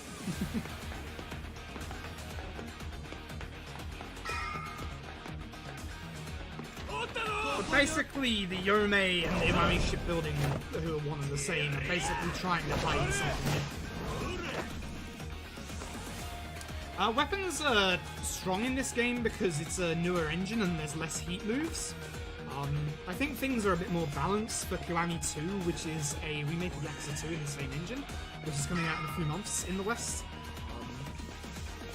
But like, there's weapons everywhere here. But you will see that weapons are very overpowered in general sometimes in the Yakuza series. Dale is doing a run of Yakuza 0 tomorrow, I believe. It should be on the schedule. And you will see via that game how powerful weapons can be. Very exceptionally powerful in the right situation. So I'm going to try and not hit the top as I fall down here, because that's a bit of a time loss. Unfortunately hit it. Usually you can just land straight at the bottom and then just run straight ahead. Gonna grab this definitely for safety. That's another stamina on XX. We should be at 4 or 5 at this point. And here's a bunch more people. I'm gonna run over here to where these barrels are, because there's a bunch of big lads here, and you want to take care of these big lads, because they're the ones that will interrupt you all the time. Excellent.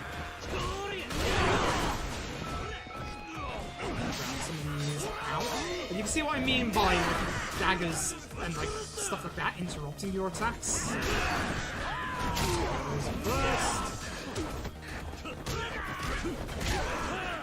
Just gotta be a little careful with our health during this segment, because there's a boss fight obviously coming up at the end of it. We're gonna head down further underground now.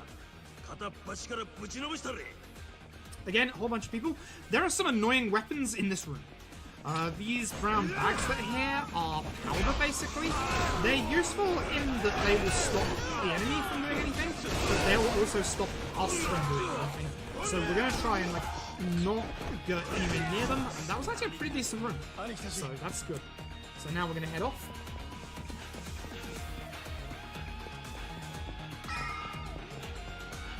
And now, from now on, a whole bunch of enemies are going to start coming from behind us, and obviously these guys are going to start staying behind to deal with them, starting with Matsunaga.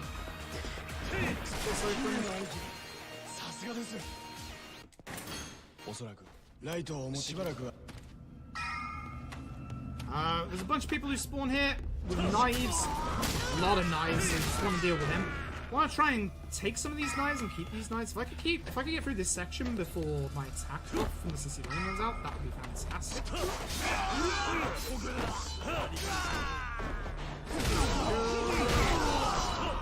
Excellent, because there's a guy that's gonna spawn. We're not gonna be able to get to the boss with the CC lemon attack buff up, but if we can get to this next single guy, that would be fantastic. We look to be able to do so. So, we're trying to get through. They hear a noise. We're going to go and investigate. Dude of the sound. And whilst we still have the attack buff, I'm just going to stab him.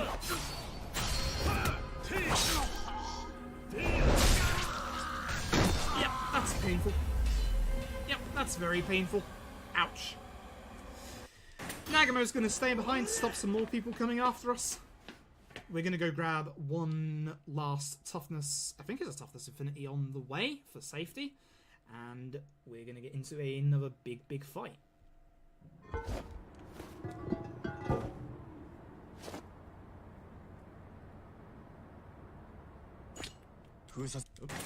I forgot this is the one. There we go.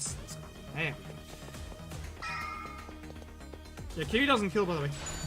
So, toughness infinity, and we're going to run down here, and there's going to be a big old fight. The CC lemon ran out, but it usually does, so that's pretty good. Take care of this guy first. He's annoying. Takashiro will try and deal with the rest. He won't do a good job of it. Also, this guy with a knife, because the knife guy will interrupt your attacks. And we can use the knife against the rest of them. Logic, the knife isn't like kind of just right there. So now notice my HP. We're in a bit of trouble.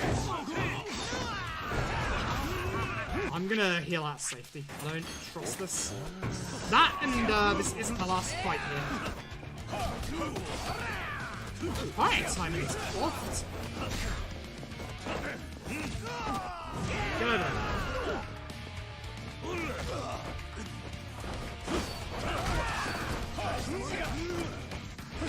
Alright, so he's way off.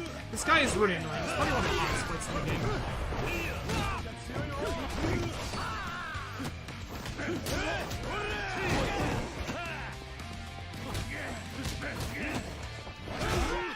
Anti-Shira. Okay. So, here we go. Remember how they said there was a guy trying to guard the secret of Onamichi? Say hello to Patriarch Hirose. Yep, Beat Takeshi is here. You don't just have to beat Takeshi in something and not have him do something big. So, he's turned into a mini Tomberry and we're going to have to try and beat him whilst not getting stabbed. He has a counter. It's very annoying. And of course he has a dagger, so we've got to be very careful.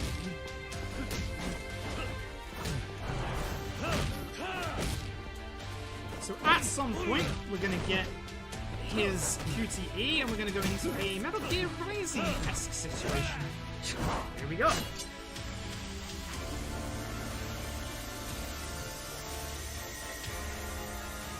Remember the Minstrel? Here we go. Or Monsuni, the Minstrel? That's the wrong one. Here comes some knives. We just need to QT our way out of. Very careful. They don't do that much damage, but if you miss one, you have to do an extra one. This one is the dangerous one. Now, he has a lot of health, but I'm going to go ahead and extreme heat. When you're in extreme heat, you cannot die. Which is nice and useful.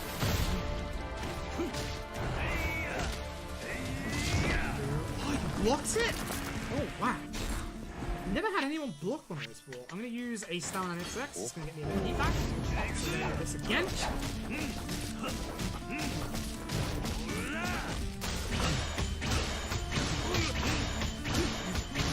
We're almost done with the fight. We've got a little bit left to go. Squeezy, and that's the... Oh, wait, no. That's...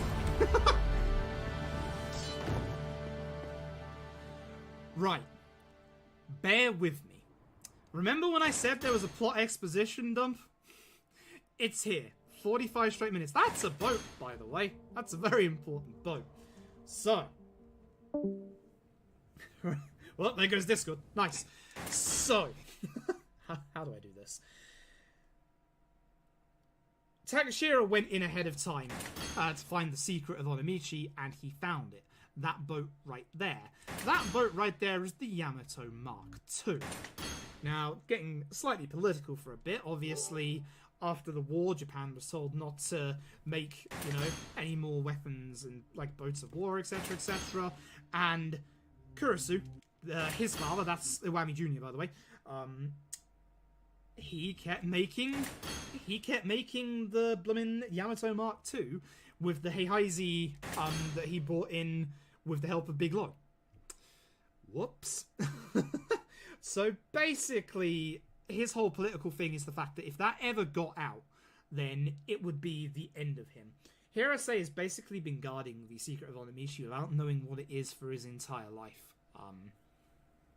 So basically, a certain naval officer, Minoru Daidoji, commonly known as the Fixer, believed it was necessary for the survival of Japan. The Fixer and Kurusu basically guaranteed Kurusu a strong political influence, and basically the boat was more of a hindrance than anything, and they hid it away. And then obviously, as time went on, basically Hirose had to kill a lot of the people that he loved. And Hirose was taken in by Kurusu, blah blah blah. Father figures. Basically, the whole point of this game is daddy issues. Everybody in some way has daddy issues. You have Big Lo and Jimmy Lo. You have Kurusu and Iwami. And Haruto and Yuta. Yeah. So, Somiya. Basically, Daidoji is exceptionally mad that everybody knows that the Yamato Mark II is a bit. And Daidoji said, Kiryu must die. So he sent a whole bunch of pretty much everybody after us. And Somia, instead of going along with it, has actually been a bro and has said, there's people coming after you. And here we go.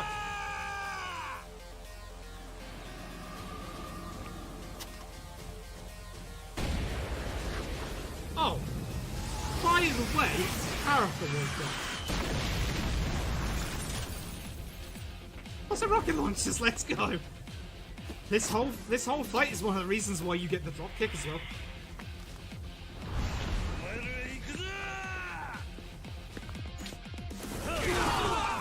Yup.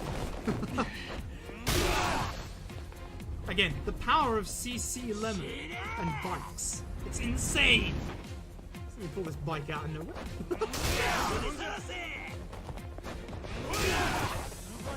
So, there's a bunch of enemies at certain points in this chapter that have rocket launchers. They can and will actually kill you. I had that yesterday. I lost 2 minutes to it, which is not great. So, I will be doing everything in my power not to get hit by a rocket. I'm gonna do something silly. Grab this. Hit a bunch of people with. I shouldn't really use my emote right here, but it does clear out like that last guy real quick.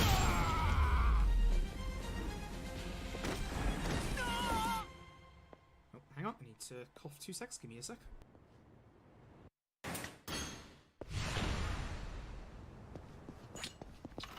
Oh, sorry about that. That's the trouble of having a bloody hernia. Right, so this is basically our last moment in Onamichi. We're being told, you know, gameplay-wise, you know, finish up what you gotta do. This is it. This is the end. We're obviously just gonna head over to Kamurocho.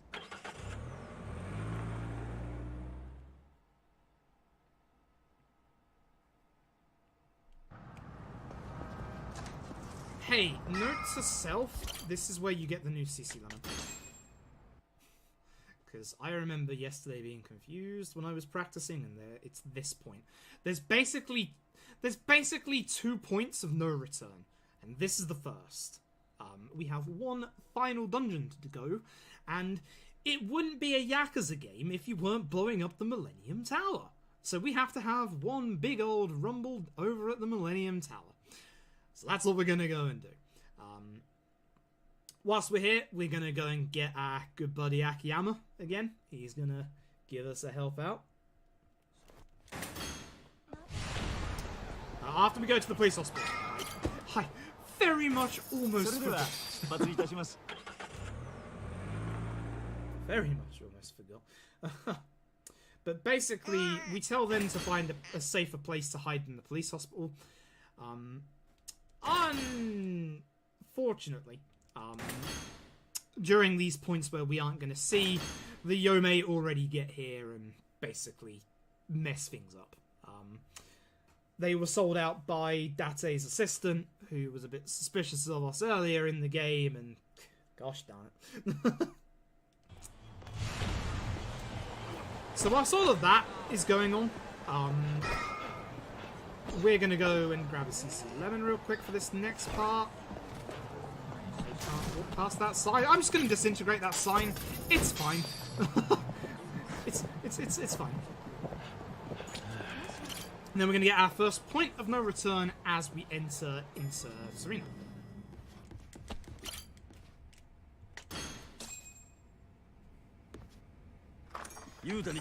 So, basically, we called Somia and asked him the location of where Iwami Jr. is. Somia doesn't know, instead says that Sugai is at the Millennium Tower.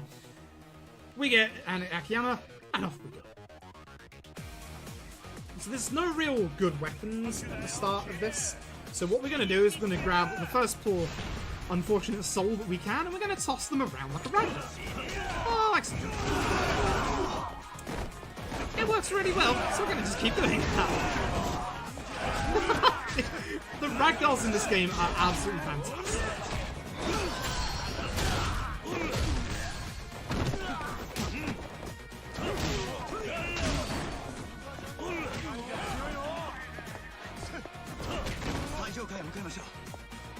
So off inside we go. I want to take care of these big lads as best as I can, and then I'm going to leave the rest for everybody else. Ow. So we're going to head down here. Hopefully we're going to take out these guys. I'm going to hit these guys first because they're quite aggressive. I'm going to go after this healing item real quick. Again, it's more for safety rather than anything at this stage. But considering what happened to me here yesterday, that safety is something that I need. Start hitting these guys. I was really hoping the other guys would be here by now. Oh yeah, big lads also know the power of droplets, so more people come. We're going to start on the roof on the left here. Not going to be able to grab anyone apparently.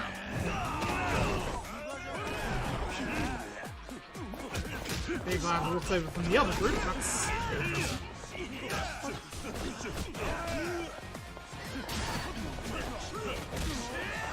cool, and they dealt with the others. Excellent. So here comes a whole bunch more Yakuza.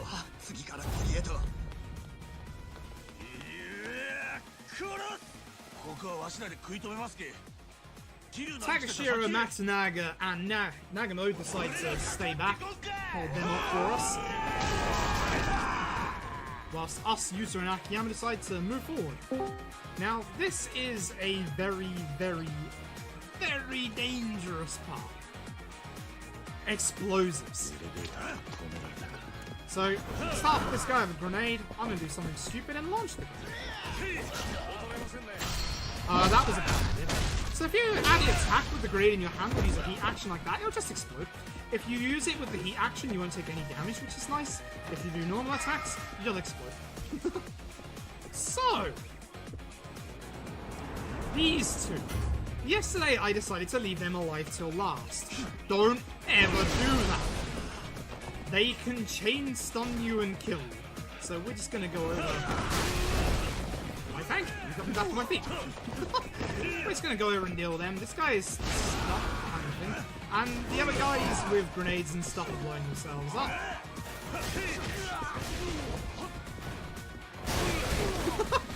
Lots of explosions. It would not be the Millennium Tower if there weren't explosions. Unfortunately, we still have a little bit of Sissy Lemon. Deal with them. And then Yusa's gonna do something silly and go on first. And get stabbed.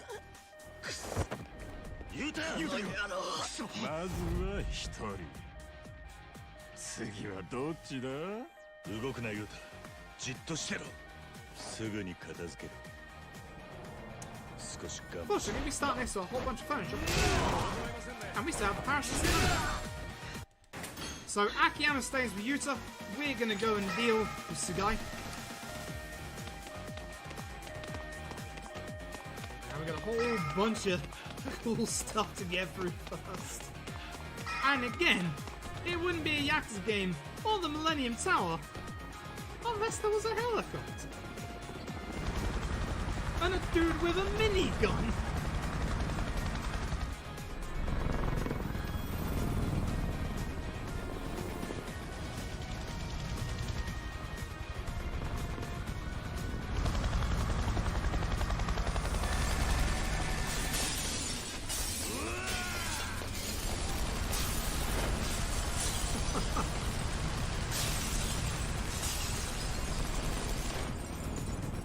So, there are some enemies over here. You want to take care of one of the guys at the back first because he has a submachine gun.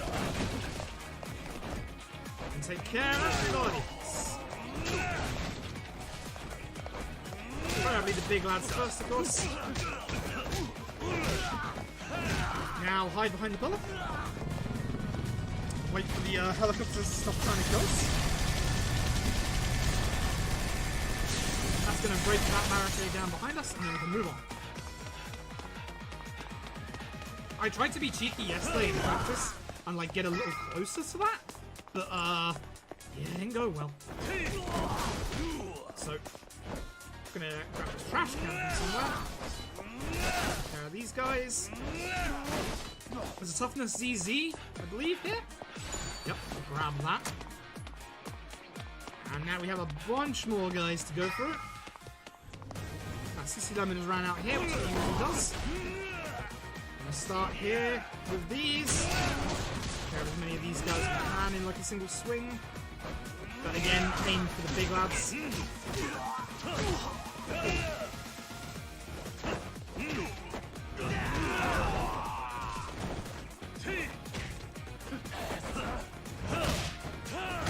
And helicopter time. Get behind the pillar.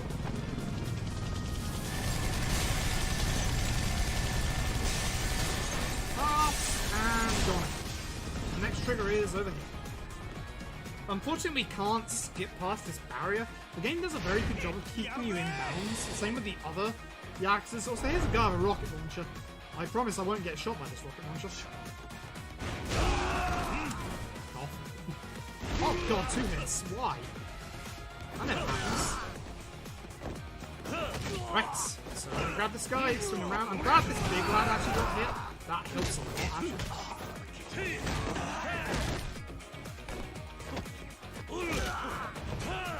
Ah, got us back. Hide behind the pillar again.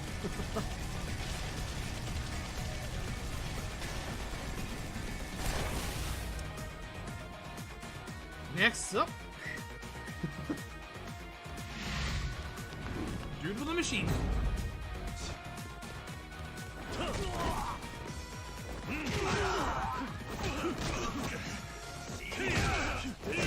Grenade guy, well, he'll take care of him, fortunately. Now I'm just gonna shoot this helicopter with this convenient placed rocket launcher.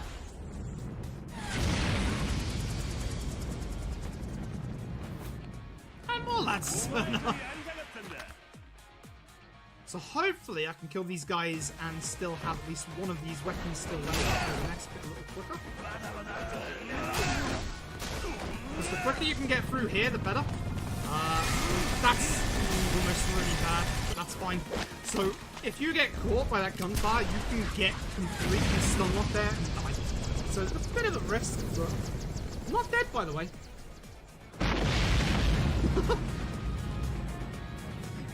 Not dead, by the way.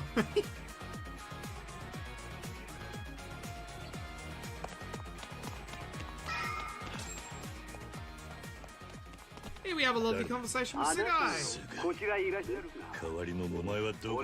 Unfortunately, Sugai isn't here. But there is somebody who is. Say hello to the final round of Somia. An amazing beam. Basically, Sugai isn't happy with Somia and him telling us that everyone is after us. So, basically, Sugai is in Onomichi and has taken Kiyomi. And basically has said to Somia that he has to kill Kiryu, otherwise he'll kill Kiyomi. So we're going to use these fast tools. Somia round 1 isn't too bad, as you can see. Now we get to round 2, where he activates his heat mode. Where he doesn't really care, so we gotta be a little careful with our health. But all of these stools are really good. Dodge, actually. Oh yeah, Kojima's is there as well.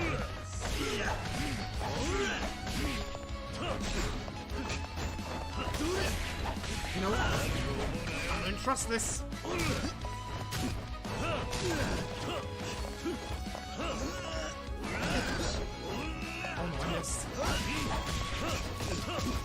Remember, you can't die when you're in extreme heat mode. I'm gonna have to heal after this one. After this bit. Connection to Discord going again. Thumbs up.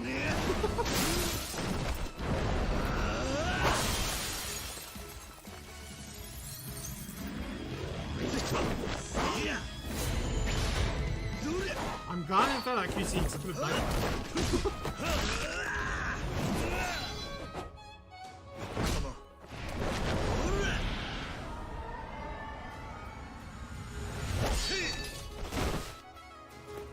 Looking at my heat, I'm gonna instead take a... That's not items. I'm going to take a stamina and XX, which also increases the heat. And then we'll finish Somi off this way.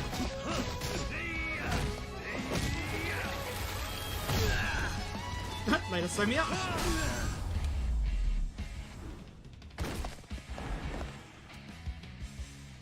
So, Somi takes the noble way out and stabs himself to try and save Kiyomi. However, we see that Koshimizu actually shoots Kiyomi as the screen goes dark. Boo. And Kiryu's now very mad. All we got left to do is the final 2 boss fights. So we're going to get our point of no return in a second.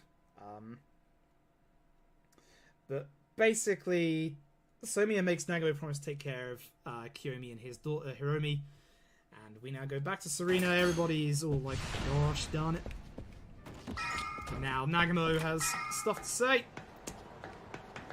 Oh, hello. Hello. I can walk upstairs, honest. Not drunk.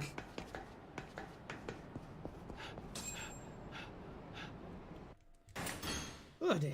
Right. So Nagamo has a big heart to heart. We're gonna grab the final CC lemon of the run. I'm gonna go and fight the final 2 bosses. There's no dungeon before it. They're over at the Yamato Mark II. And this is where Iwami Jr. is attempting to become not Iwami Jr. And this is it.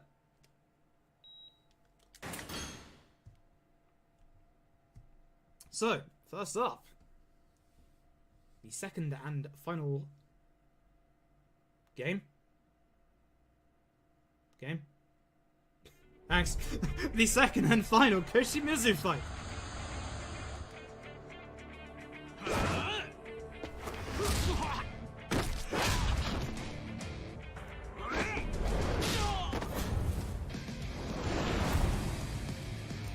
So, I'm going to run at Koshimizu and dropkick him at first. And then we're going to grab him, and then we're going to lob him into as many of these people as we can. And we're going to just throw people until the big mass of people has gone down a little bit. Ow.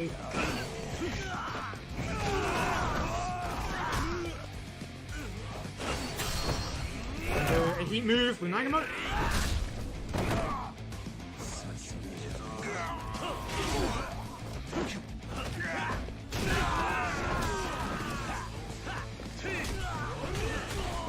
And once his HP bar goes down, I hope you weren't thinking that this was my final form. Koshimizu gets out his trusty knife. Nagamo takes the brunt for us. And he gets all his health back, so we're just gonna...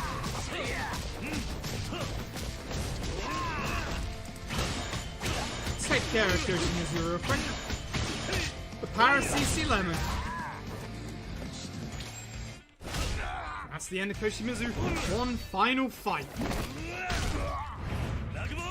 What happens is they reveal that they have Haruka. They beat down on Kiryu for a little bit. And then everybody else in the gang turns up to save the day. Here we have our one final fight. So again, good old CC Lemon's going to carry us through this fight. It is Iwami Jr. attempting to take over the Kurusu name.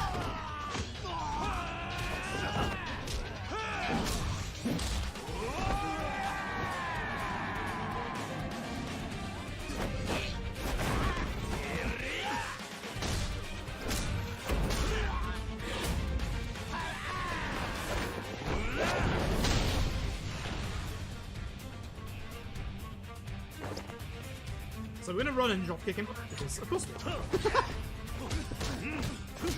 Oh.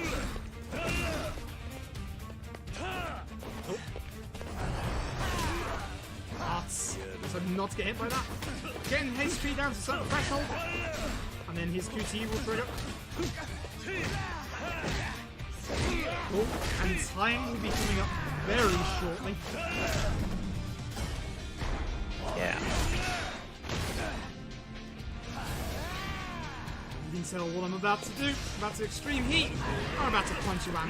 Support you by going into extreme heat and dodging this grab. And that is time. Awesome run, man.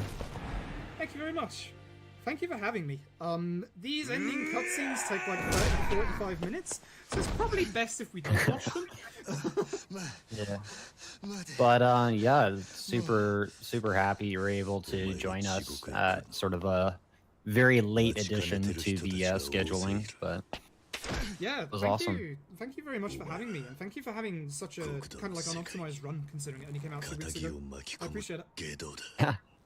Well, it's always nice to be able to showcase new runners and new games in general, right? So it's a really nice experience to get those people some little bit of experience with that kind of stuff. Well, thank you very much. Anything else you want to add? No, not really. Just Any shout out? Just shout outs to the rest of the Yakuza community. I'm the only one running 6 at the minute, but the fact that everything is skippable and that the game is like a little shorter than the rest of them, hopefully people will pick up it as a speedrun. But yeah, other than that, hope everybody enjoyed, and I hope you all enjoy the rest of the marathon with, I believe, Kingdom Hearts next? Yeah, we have Kingdom Hearts Final Mix HD, and then a little bit later too, like going into the second day, we do have Yakuza 0 coming up at some point later on the marathon, so that'll be something as well. Yep, we'll be going from the last game in the series to technically the first game in the series. Yeah, so that'll be exciting. There's still lots of stuff to go through on this jam-packed weekend, so super excited to bring this to you guys. But thanks very much, FroobMcGuffin. Big shout out to Canaris actually for getting you into the marathon actually. Yes, I should shout out being Canaris super there. last minute. Yeah, so thank you again as well, Canaris. Yeah. And thank you again for having me. But, yeah, not a problem, man. Thanks for doing that. Super exciting. All good.